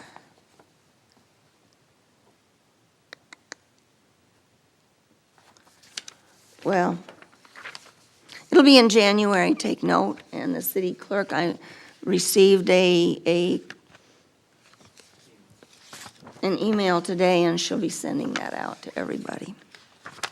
Sorry, I can't tell you the dates. It's the first week. Okay, so tonight, since this is the last council meeting before the Christmas parade, seems a little bit early, but I'm going to tell you the history of the Christmas parade. When the first entry of the Camarillo Christmas Parade steps off on December 10th, It will kick off a cast of thousands that has entertained Camarillo's Camarians since 1962. Les Bazell and John Stainwich, both marshals with the Ventura County Municipal Court on Ventura Boulevard, dreamed it up to promote local merchants. Chamber of Commerce manager Jane Daw staged it 3 weeks later. That first parade had, get this, in 3 weeks, 22 entries with Santa in a red convertible bringing up the rear. It began at Geneve Street and followed the boulevard to Glen, where it disbanded in Dizdar Park. There were 2 floats, one from the State Hospital, the other from Camarillo High School, as well as fire trucks, the Pleasant Valley Baptist Church Choir, American Legion Color Guard, Miss Camarillo and her court, representatives from every military base, and a chimpanzee from Jungle Land in Thousand Oaks. The CHP officers estimated that 10,000 spectators crowded into the sidewalks to watch. Camarillo only had a population of 6,000 at the time. Grand Marshal was John Montgomery, the newly elected county supervisor. When Santa entered Dizdar Park, lights on both the Christmas tree and the nativity scene lit up, and children mobbed around as he handed out candy provided by merchants. The event was so popular with residents and merchants alike that it was immediately decided to hold a bigger one the following year. Stan Rank chaired the second parade in 1963. The route remained the same, and there were 35 entries, including 3 bands, 12 floats, and 2 drill teams. Grand Marshal was Walter Brennan, a Western movie and television star who lived in the Santa Rosa Valley. No military units attended because it was held during the national period of mourning after the assassination of President John Kennedy. Judges were added. The Camarillo High School band took the band trophy, and the Pleasant Valley Lions Club float with a mission that was lighted and a donkey captured the float award. In 1964, the Chamber hired a professional parade promoter, Dick Bosler, who immediately made changes. The route was lengthened by turning north on Arneal and continuing to the Ponderosa North Shopping Center. Lighting the tree atop the water tower on Grandview kicked off the festivities. Walter Brennan was again the Grand Marshal. He served 10 times until his death, and now you know why he has a statue on Ventura Boulevard. There were 57 units, 57, including the mayor of Camarillo for the very first time. Camarillo had just incorporated 6 weeks before. Santa brought up the rear again. Les Bazell claimed Santa rode in every type of vehicle except a motorcycle during his 35 years in the parade, and Les Bazell would know. That parade lasted more than an hour. While the first 3 parades were on Friday nights, the 1965 parade was held on the second Saturday of December. Dick Bosler's work was notable. He doubled the size with 102 entries and 20,000 spectators. There were 8 bands, with bands being as far away as Glendale and Long Beach, as well as Ventura County bands. This was the first entry for Rio Mesa, which had just opened that fall, and it took the band trophy. The Lions Club had the first refreshment stand on Arneal at the end of the parade. Although Bosler had big plans for the 1966 parade, the Chamber was on a bare-bones budget and couldn't afford to pay him. Volunteers sold memberships to residents for $1 each to finance it. However, many of the lofty plans did reach fruition due to the efforts of John Richardson and Wynn Dammert, volunteer parade chairman and coordinator. A full 160 units with 2,000 participants stepped off on Arneal, so it was changed, from Rockland and marched south to Ventura Boulevard, ending at Cedar. A review stand for a tournament of bands was added, adding cash and trophies, which immediately drew 17 high school bands and 7 youth bands. However, growing so quickly created problems. Cash awards drew bands from as far away as San Diego and San Francisco, but viewers soon saw band following band for lack of other types of entries.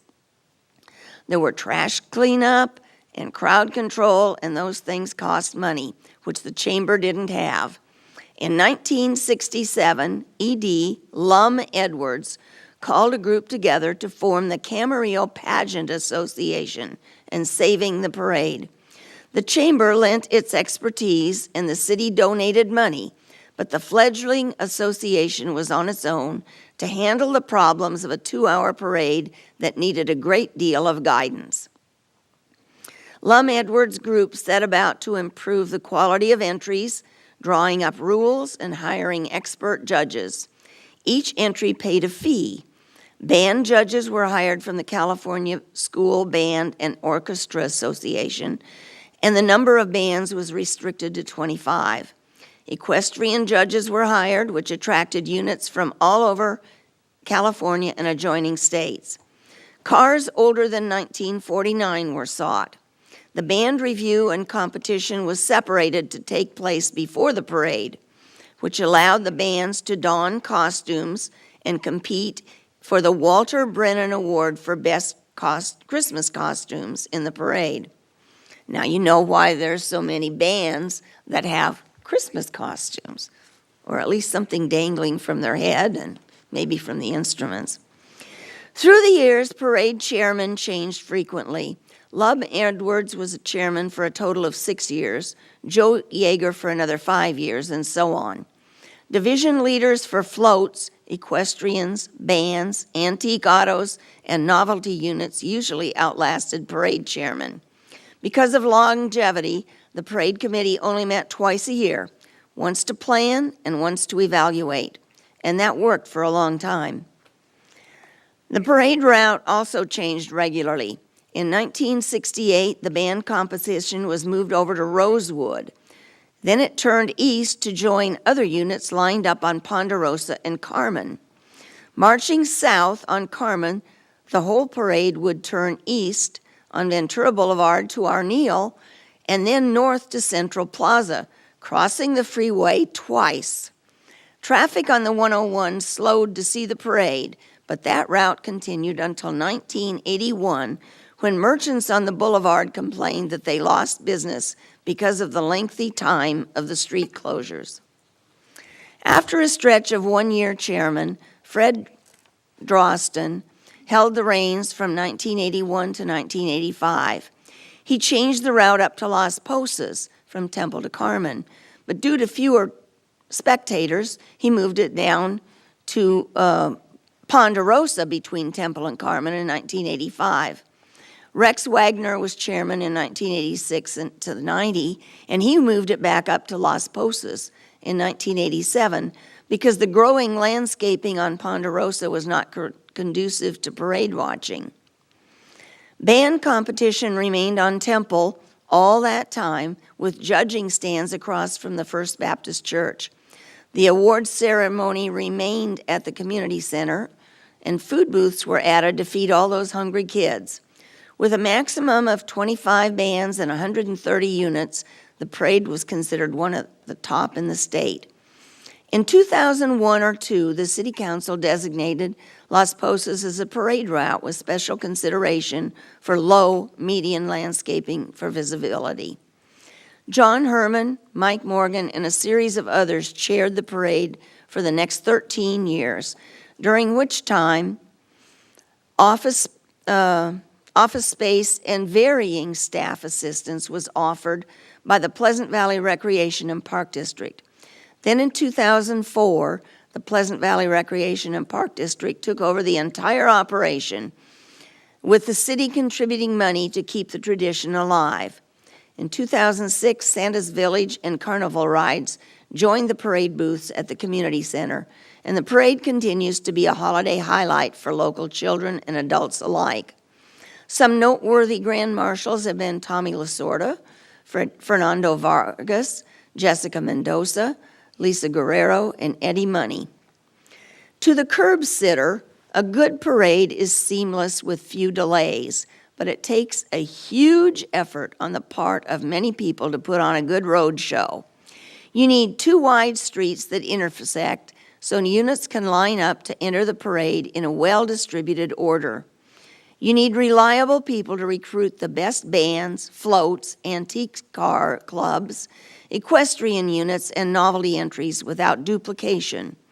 You also need many feet on the street on the big day so it will go off like clockwork. Most important is the parade master, who will blow his whistle to direct each unit to step off precisely at the right time, determined by his stopwatch. And he must be ready on a moment's notice to pick up the next unit if one isn't ready for some reason, and then work the delayed unit into the lineup later. T. Dale Pease did that job extremely well for 25 years, even in the rain. He couldn't stand the thought of disappointing all those who had worked so hard to be in the parade if they lost the opportunity to have fun and show their stuff. The parade has been canceled 4 times. Once when Santa Ana winds created a hazard of floats blowing onto the freeway, twice because of rain, and in 2017 by the Thomas Fire. It took a different form in 2020 because of COVID restrictions, and last year there were no bands. But this year the parade will be back as strong as ever, and I hope thousands will join me on the curb on Saturday, December 10th, starting at 10 o'clock to ooh and awe as the 60th Camarillo Christmas Parade marches by. Thank you very much. I will be on the curb oohing and awing with you. And although Jungle Land is long gone, I will be the first to lobby that we bring back the chimpanzee. Bring back what? The chimpanzee. Oh, okay. All right, I got a second. I'll vote, no. All right, so with that, Not on the agenda. yeah. Don't say anything. All right, well, that, we're done with oral communications. We're done with our 5 o'clock. We're going to recess back into closed session, and we will be back for our 7 o'clock public comments and agenda items. So we'll stand in recess, closed session. This is still on.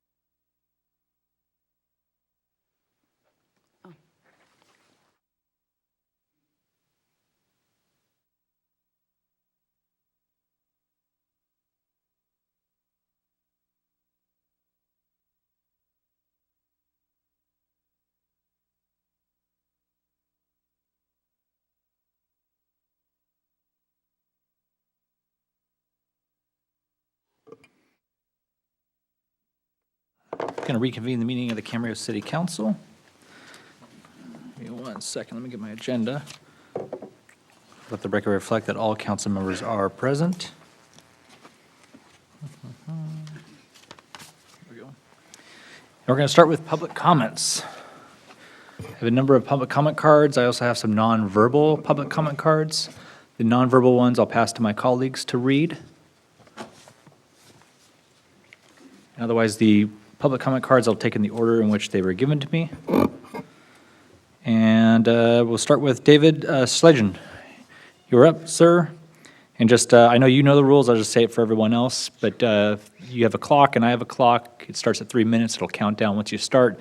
Once you get to 1 minute, you'll hear a beep and a yellow light. Don't let that interrupt you. You keep on going, and then once it gets down to 0, you'll see a red light, and I'm going to ask you to conclude your comments to keep it fair and equitable for everyone.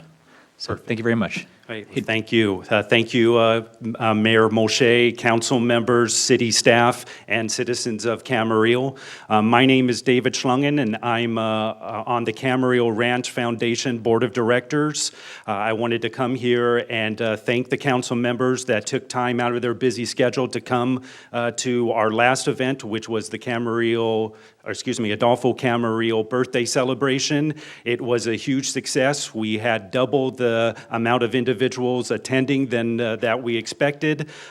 Children enjoyed the white horses, and they also enjoyed, our biggest hit was the piñatas. Sorry for my pun. And they had an enjoyable time there. I hope all of the council members and individuals in the community that came enjoyed the event and also got a piece of cake.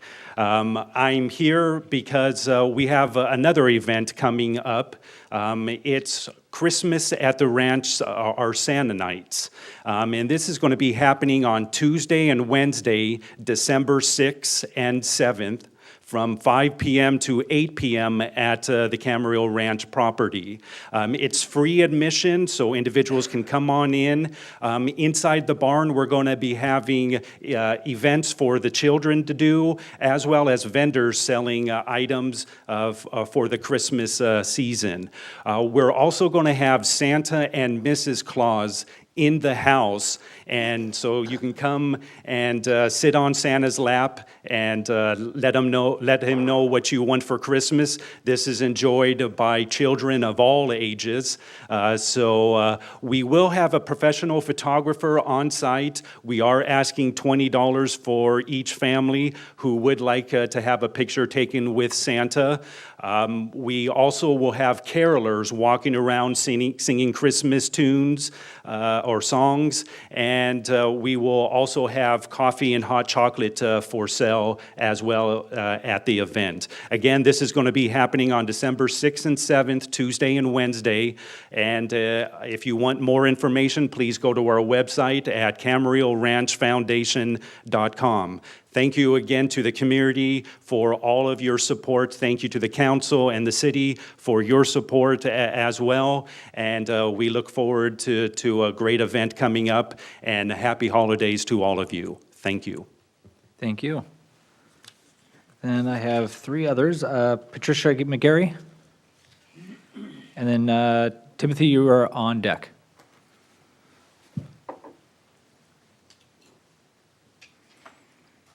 Good evening, council. I'm no stranger here. You all know who I am, and you all know that I come here often to speak on behalf of the community of folks living in their automobiles. Today, I don't have a speech written. I had started to write my speech, and I was ready to come here today and deliver it. And then my children and I were out traveling to get things we needed, and the Camarillo Sheriff's Department decided to take our automobile because it did not have the right color of sticker on it. The city, the sheriff's office, everybody knows that we have come here to speak about the have-nots. We are the have-nots. And they are saying, give us money or we will take your things. I had to sit there and watch my children crying in a parking lot surrounded by 3 SUVs and a few different officers. It was unnecessary, and as I said, they already had issues where they've had to see people having their home taken, and now they have the one way we can travel to get the things we need to live taken from them. As you see, we are not here alone today. Today, we have more with us. And every time after this, we will bring more, and we will bring more. We need you guys to take notice. We are trying to live just like everybody here is trying to live. And every time that we come here to speak, we have harder and harder retaliation. And no matter how many times we try to talk to the sheriff's office, talk to this council, we get nothing said back to us in return. So I don't know if there is no caring in you guys about the situation, because we've tried to offer solutions. We've asked to have a sit-down meeting with the city, with the sheriffs, and with our community so we can find real solutions. And what I got was that's probably not going to happen. So I'm asking you guys now, I'm looking at each and every one of you and letting you know, we have a voice and we want to use it. And we are telling you right now, sit with us, have a meeting, and let's solve this problem. Thank you. Thank you, Patricia. Timothy Scott McGarry.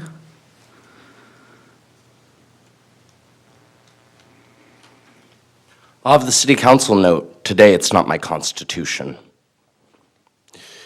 The actions or inaction of this council is absolutely reprehensible. I have not spelled it out yet, but just in case there's a miscommunication, we are homeless. This is not news. This is not a surprise. We do not have a home address. You tell us, the law tells us, that being homeless is not a crime. And yet, when we talk to the chief of police, the assistant chief of police, the homeless liaison officer about what do we do about this DMV paperwork, it asks for a residential address. All three, Deputy Havelka, Captain Shane Matthews, and Commander Eric Tennyson have suggested that we commit fraud. They say, oh, put a P.O. box. In fact, the last time I spoke with Commander Tennyson about it, he even tried to convince me by saying, oh, well, Tim, we're not ticketing people for having a P.O. box on their license. The law is the law, and it says a residential address. My family and many of the people in our community do not have the ability to fill out that line. We are denied access to that part of society. We cannot fill out a residential address for a driver's license. We cannot fill out a residential address for registration. I have attempted to speak civilly with these officers about the situation where we're being asked to do something illegal in order to avoid doing something illegal. I am not going to sit and perjure my name and commit fraud on government paperwork. And so we're left with no option. We're told it is not a crime to be homeless, but we are being treated like criminals.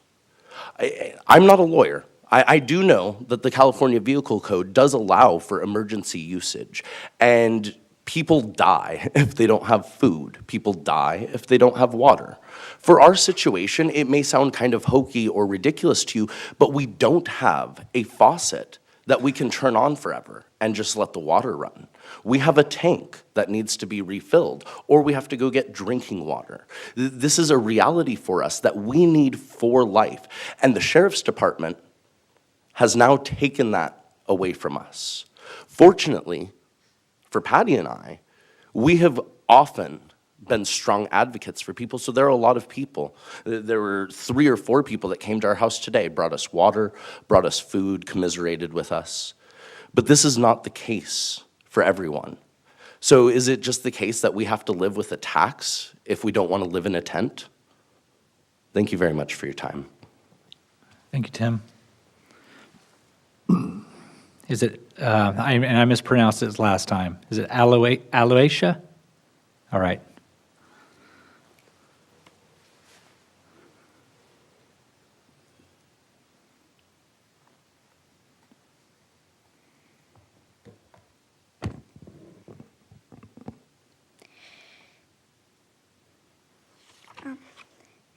Good evening, council members. This morning we went to Coffee Bean to get some drinks. As we were going to the Dollar Tree, we saw 2 cop cars following us. They said step out of the car as Wilkinson had his hand on his baton ready to beat my mom. I watched his mom try to call their bosses, but no one cared, and they towed our van, and we got less than a quarter of the stuff from it. And we're homeless. We can't afford a taxi or anything. We sat there on the street and cried our eyes out, but the cops didn't care one bit about me and my mom, my sisters, or my dad. And Tennyson, don't think I won't see you hiding in the corner. I'd hide too if I stole a family's only car.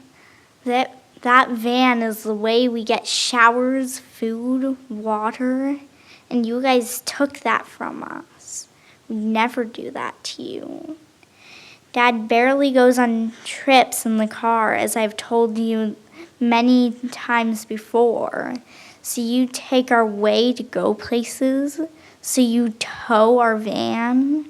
It's only about a month and a half till Christmas. Christmas is supposed to be about joy and love and kindness. Thank you for your time. Thank you. That concludes all the comment cards I have. At this point, does anyone else like to make a public comment before we move on to our, you can come on down, just give the comment card to our city clerk.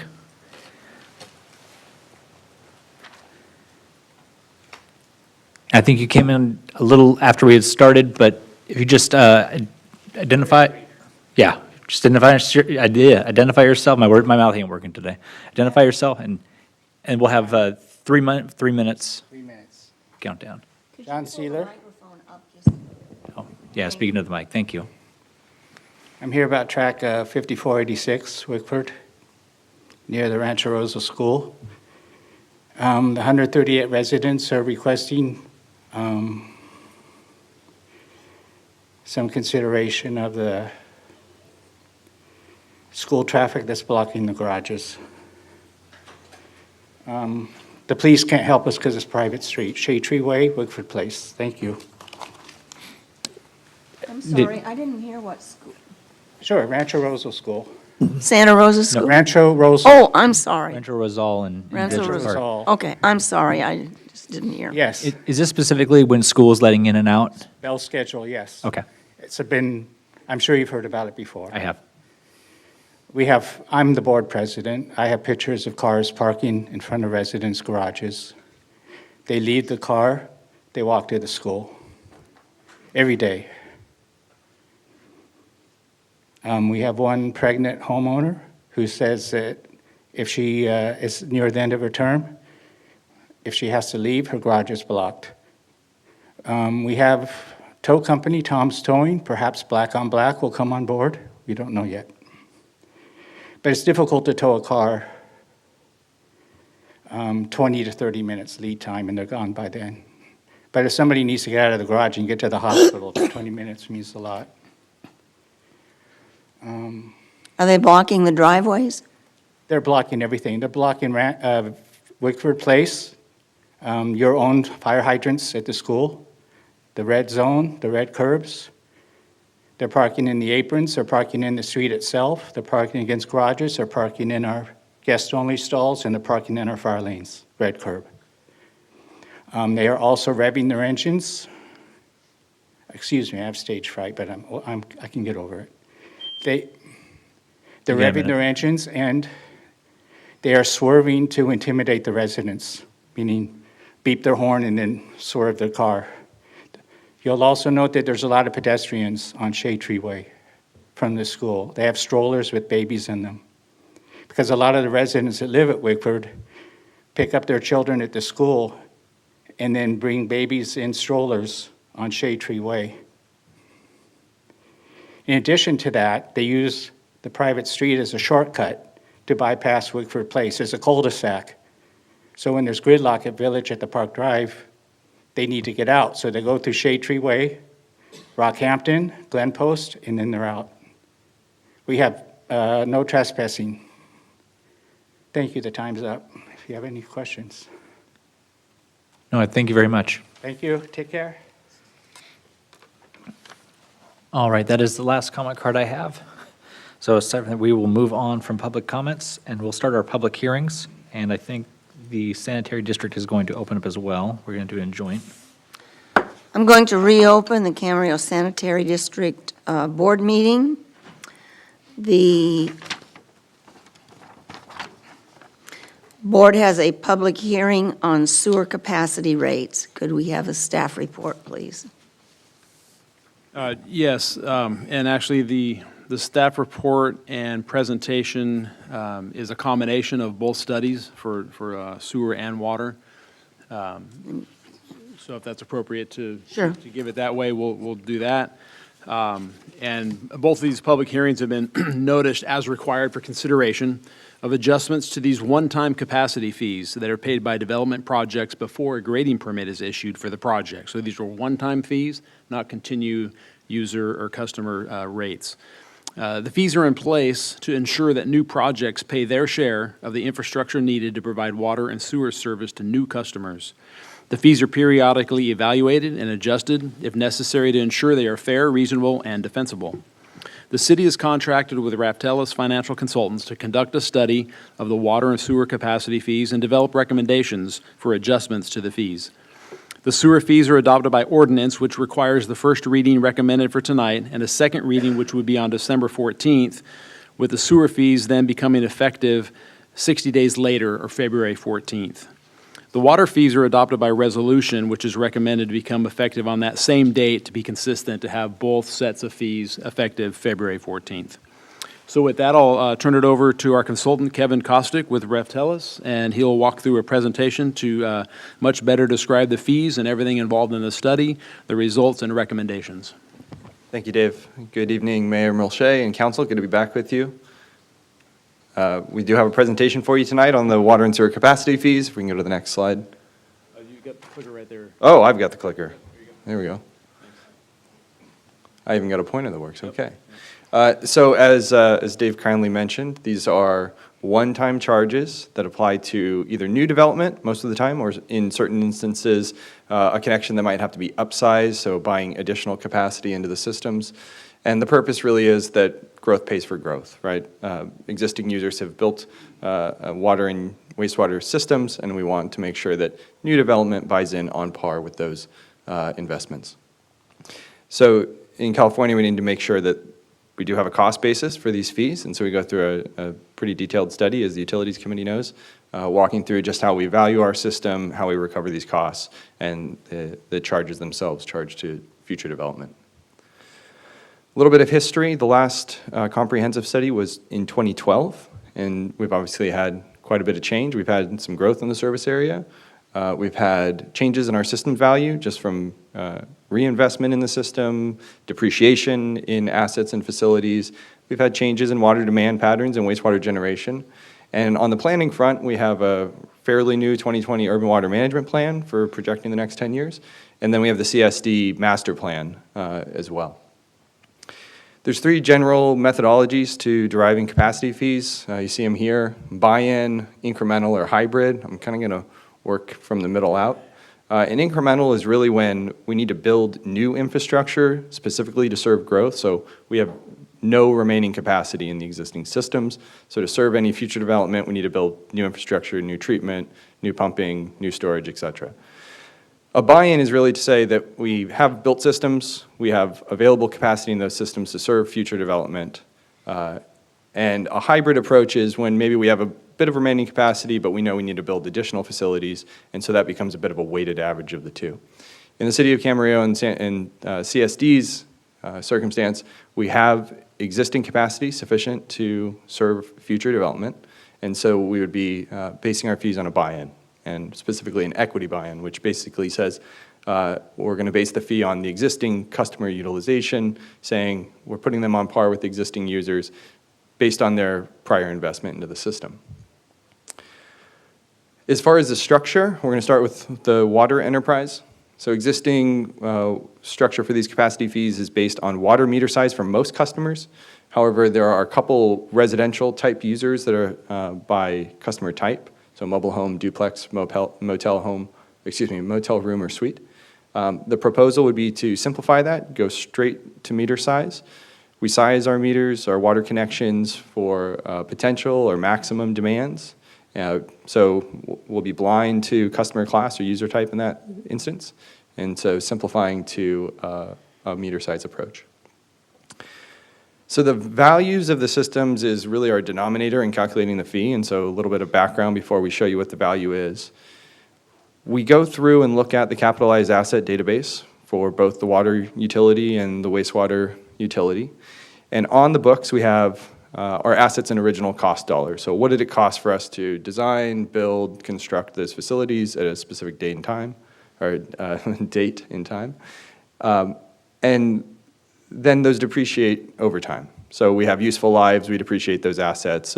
Eventually an asset depreciates to zero. Then replacement costs. So what we want to do to put these fees on par for the existing users is to index those to current dollars. We want to make sure that those are valued in today's dollars. We also want to account for that depreciation, and so we end up with what we refer to as replacement costs, at least less depreciation. So accounting for the fact that these facilities do depreciate over time, and that future development isn't buying into a brand new system.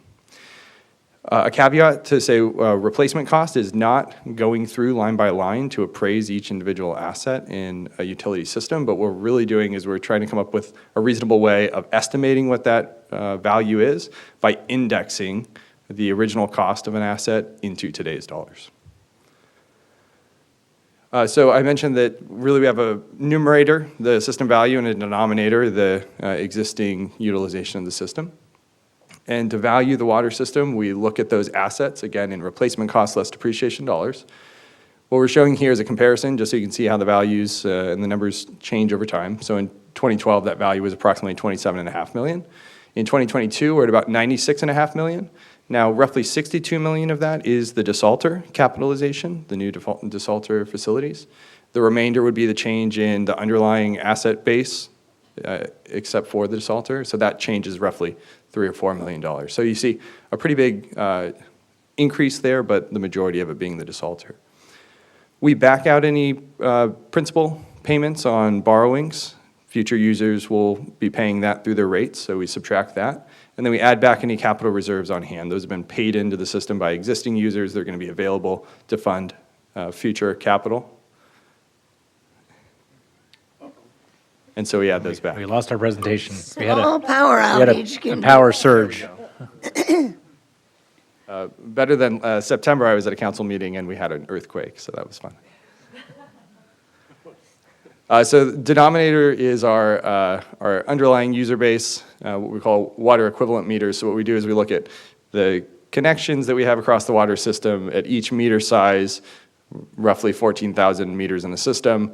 We equate those into 3/4 inch equivalents. That's our base meter. So we say we have roughly 18,700 or so equivalents within the system. So then deriving the fee is as simple as taking that value, dividing by the equivalents, and coming up with a fee. $5,399 is the proposed for a 3/4 inch. And that table on the bottom right is going to show us the meter size, the capacity ratio, just so we understand the differential between those meter sizes, and then the existing fees, and then the proposed fees. So 3/4 inch proposed to go up about $250. So that's most connections, at least most past connections, are what we think of as the single-family residential connection. And then the larger meter size is actually coming down a bit because we are normalizing with not just entirely by meter size, but also with those capacity ratios relative to how much water can flow through the meters at a respective size. So again, 3/4 inch would increase about $250, going strictly to a meter size, the 3/4 inch going up modestly, and all the other meters, larger sizes coming down modestly. We'll turn to the CSD, or the sewer capacity fees. Existing fee structure is entirely by water meter size. Our proposal is to modify that to what we call an EDU approach, equivalent dwelling unit. It's a bit more fair, I think we could say, and a bit more common in the industry. So what we do is we'd express sewer flows in an equivalent basis that would relate to the flows that we'd expect from a single-family residential user. And then our other users, commercial and multifamily, would be some fraction or multiple of that estimated wastewater generation. So how do we get to this EDU definition, equivalent dwelling unit? So we look at what indoor flows would be on average. We use a value of 65 gallons per person per day. That comes from the master plan, but it's also a nice midpoint to some of the other data points we have. State standard of 55 gallons per day for efficient indoor use. And then when we look into actual water use billing data for Camarillo, 75 gallons per person per day. Mindful that there's probably a little bit of irrigation in there even in the wintertime. So 65 gallons per person per day, an average household density just shy of 3 people per household for the city of Camarillo. We multiply the two, and we'd expect about 190 gallons per day per single-family residential unit. So that's an important definition for us as we derive how many EDUs we have in the current system. So back to system value on CSD, stepping through the same system value, subtraction of debt principal, the adding back of capital reserves and seeing the net change there.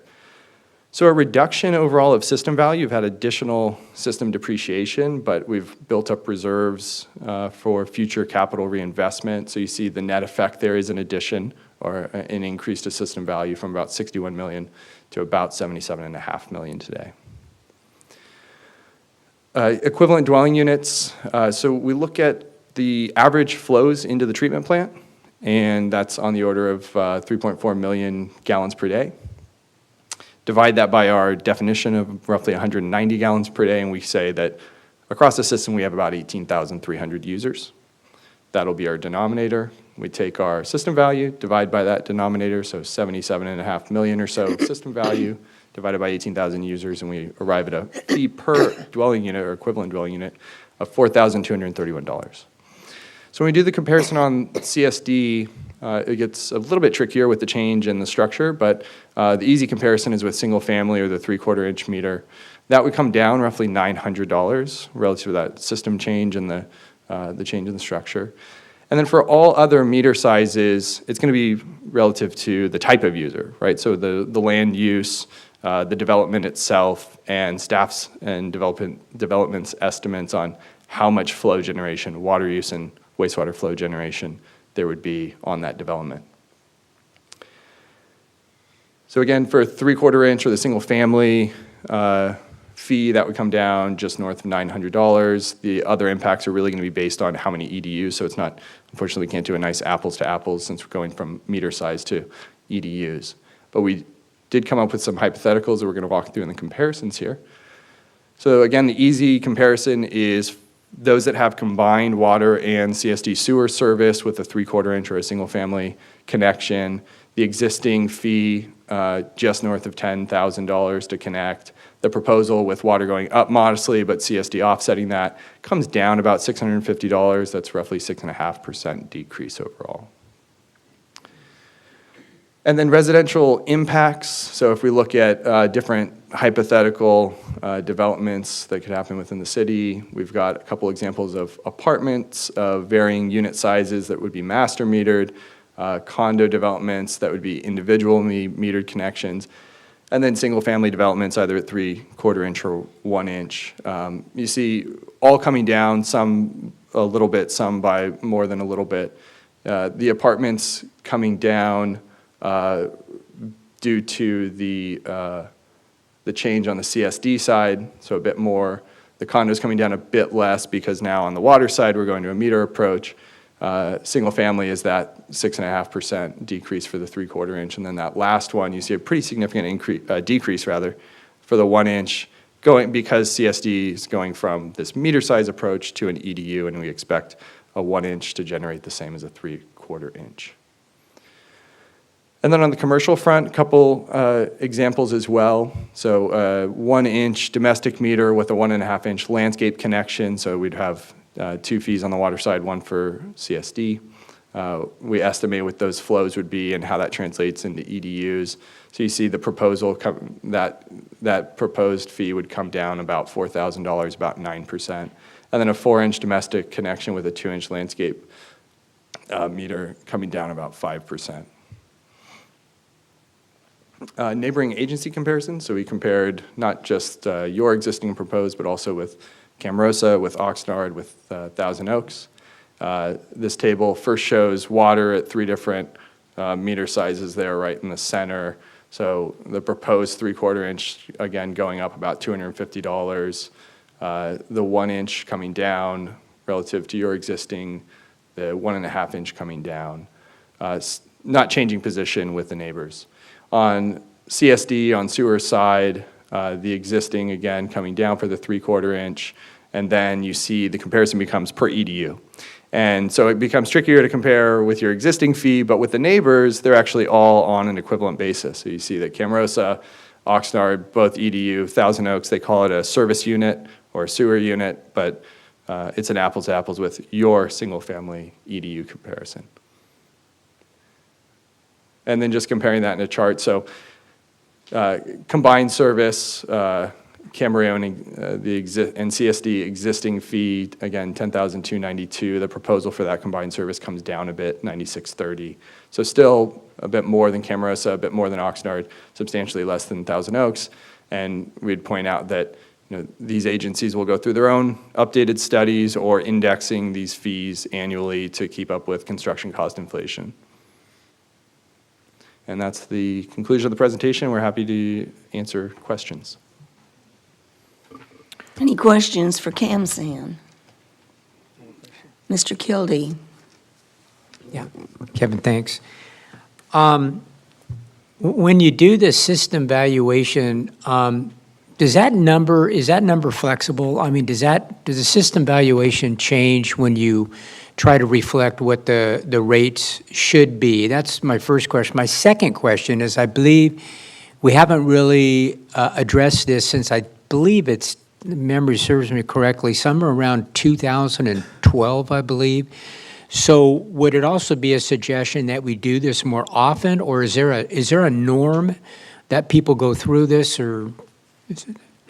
I don't know if there's a norm I think one norm is indexing the fee annually, which you do. As far as how frequently you kind of look under the hood, 5 to 10 years, I think, is what we see. These fees should be cost-based. I think if, an example is you've added the desalter, that's a very significant change in the underlying system, so it's appropriate, even if it was, not 10 years on, it'd probably be an appropriate time to update.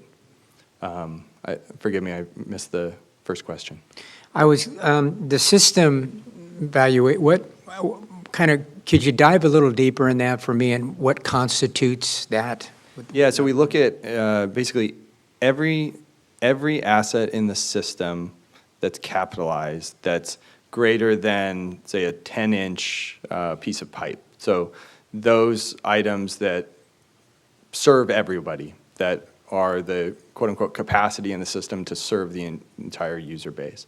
So we're looking at things like your sources of supply, wells, storage facilities, pump stations, transmission mains, and we have the entire capitalized asset database from the city, from CSD, that we methodically go through, and we know the original cost, we know the depreciable life of that asset, so we know how much depreciation has been accumulated, and then we go through the process of indexing that. So if an asset was put into service in the year 2000, it has a specific value, and we know 22 years on, we can estimate what it would be to replace that asset.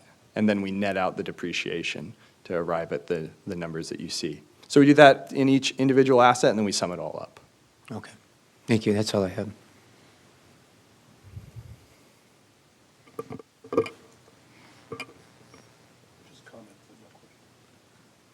So we have these public hearings, so we have to open up each of our respective public hearings. Charlotte, you want to go first with sewer? I will open the the Camarillo Sanitary District public hearing. I don't have any cards. Is there anyone who would like to speak to the board on this issue? Okay, I'll let you go. All right, I'm going to open up the public hearing on the water capital facility fees. And I don't have any comment cards either. Does anyone want to jump up and take the mic? Seeing no one rush Well, we got forward. two members of the public out here. I'm seeing shaking of the heads, no, they don't wish to make a public I'm comment. talking about Santa Claus.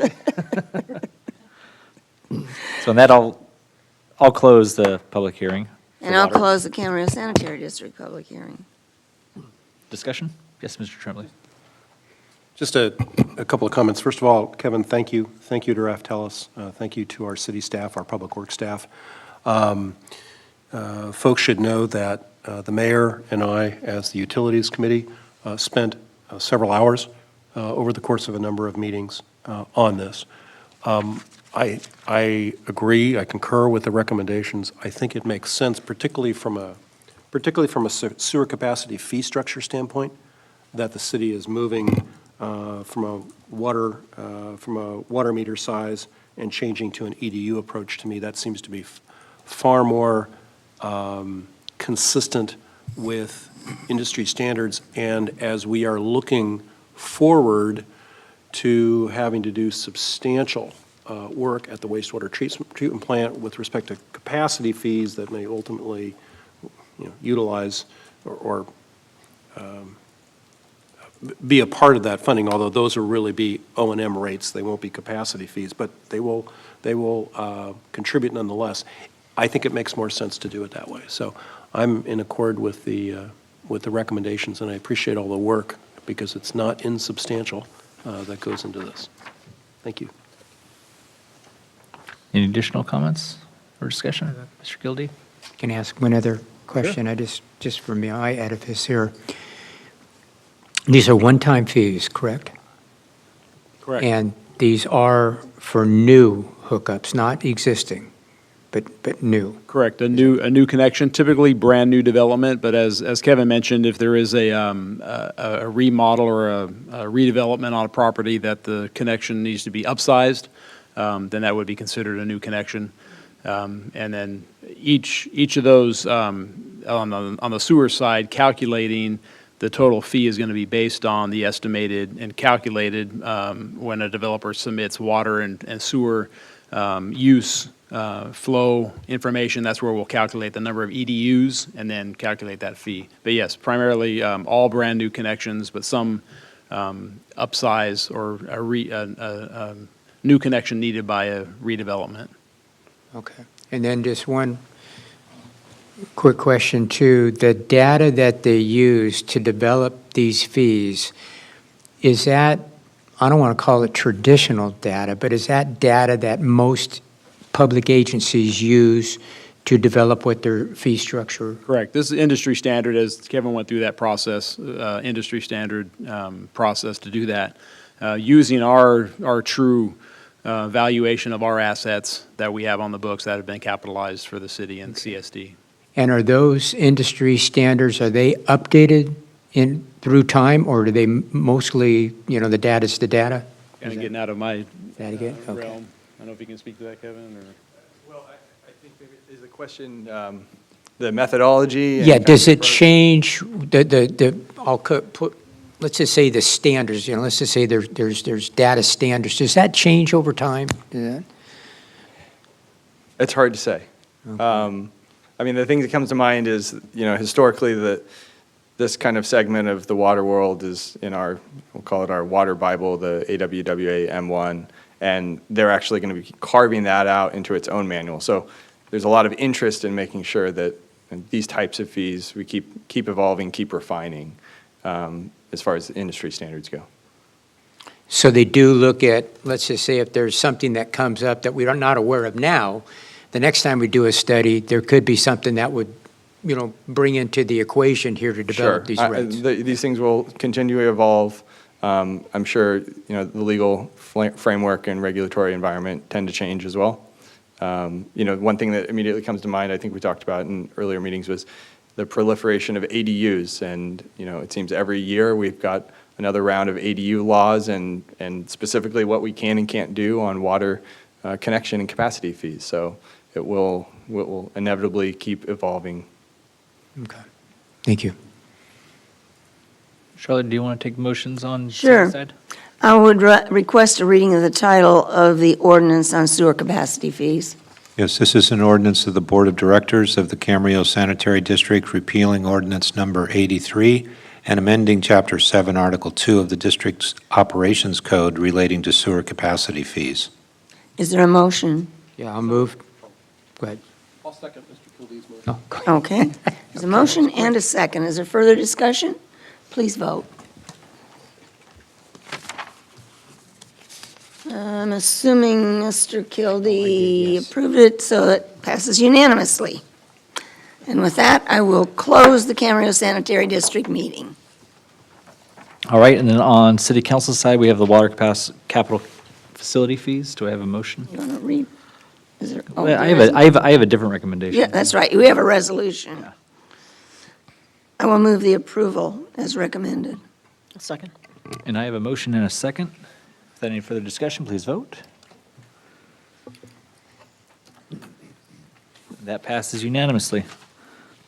With that, we have completed all the items on our agenda. We still have some closed session items to conclude. Did the city attorney have an announcement? Yes, I do.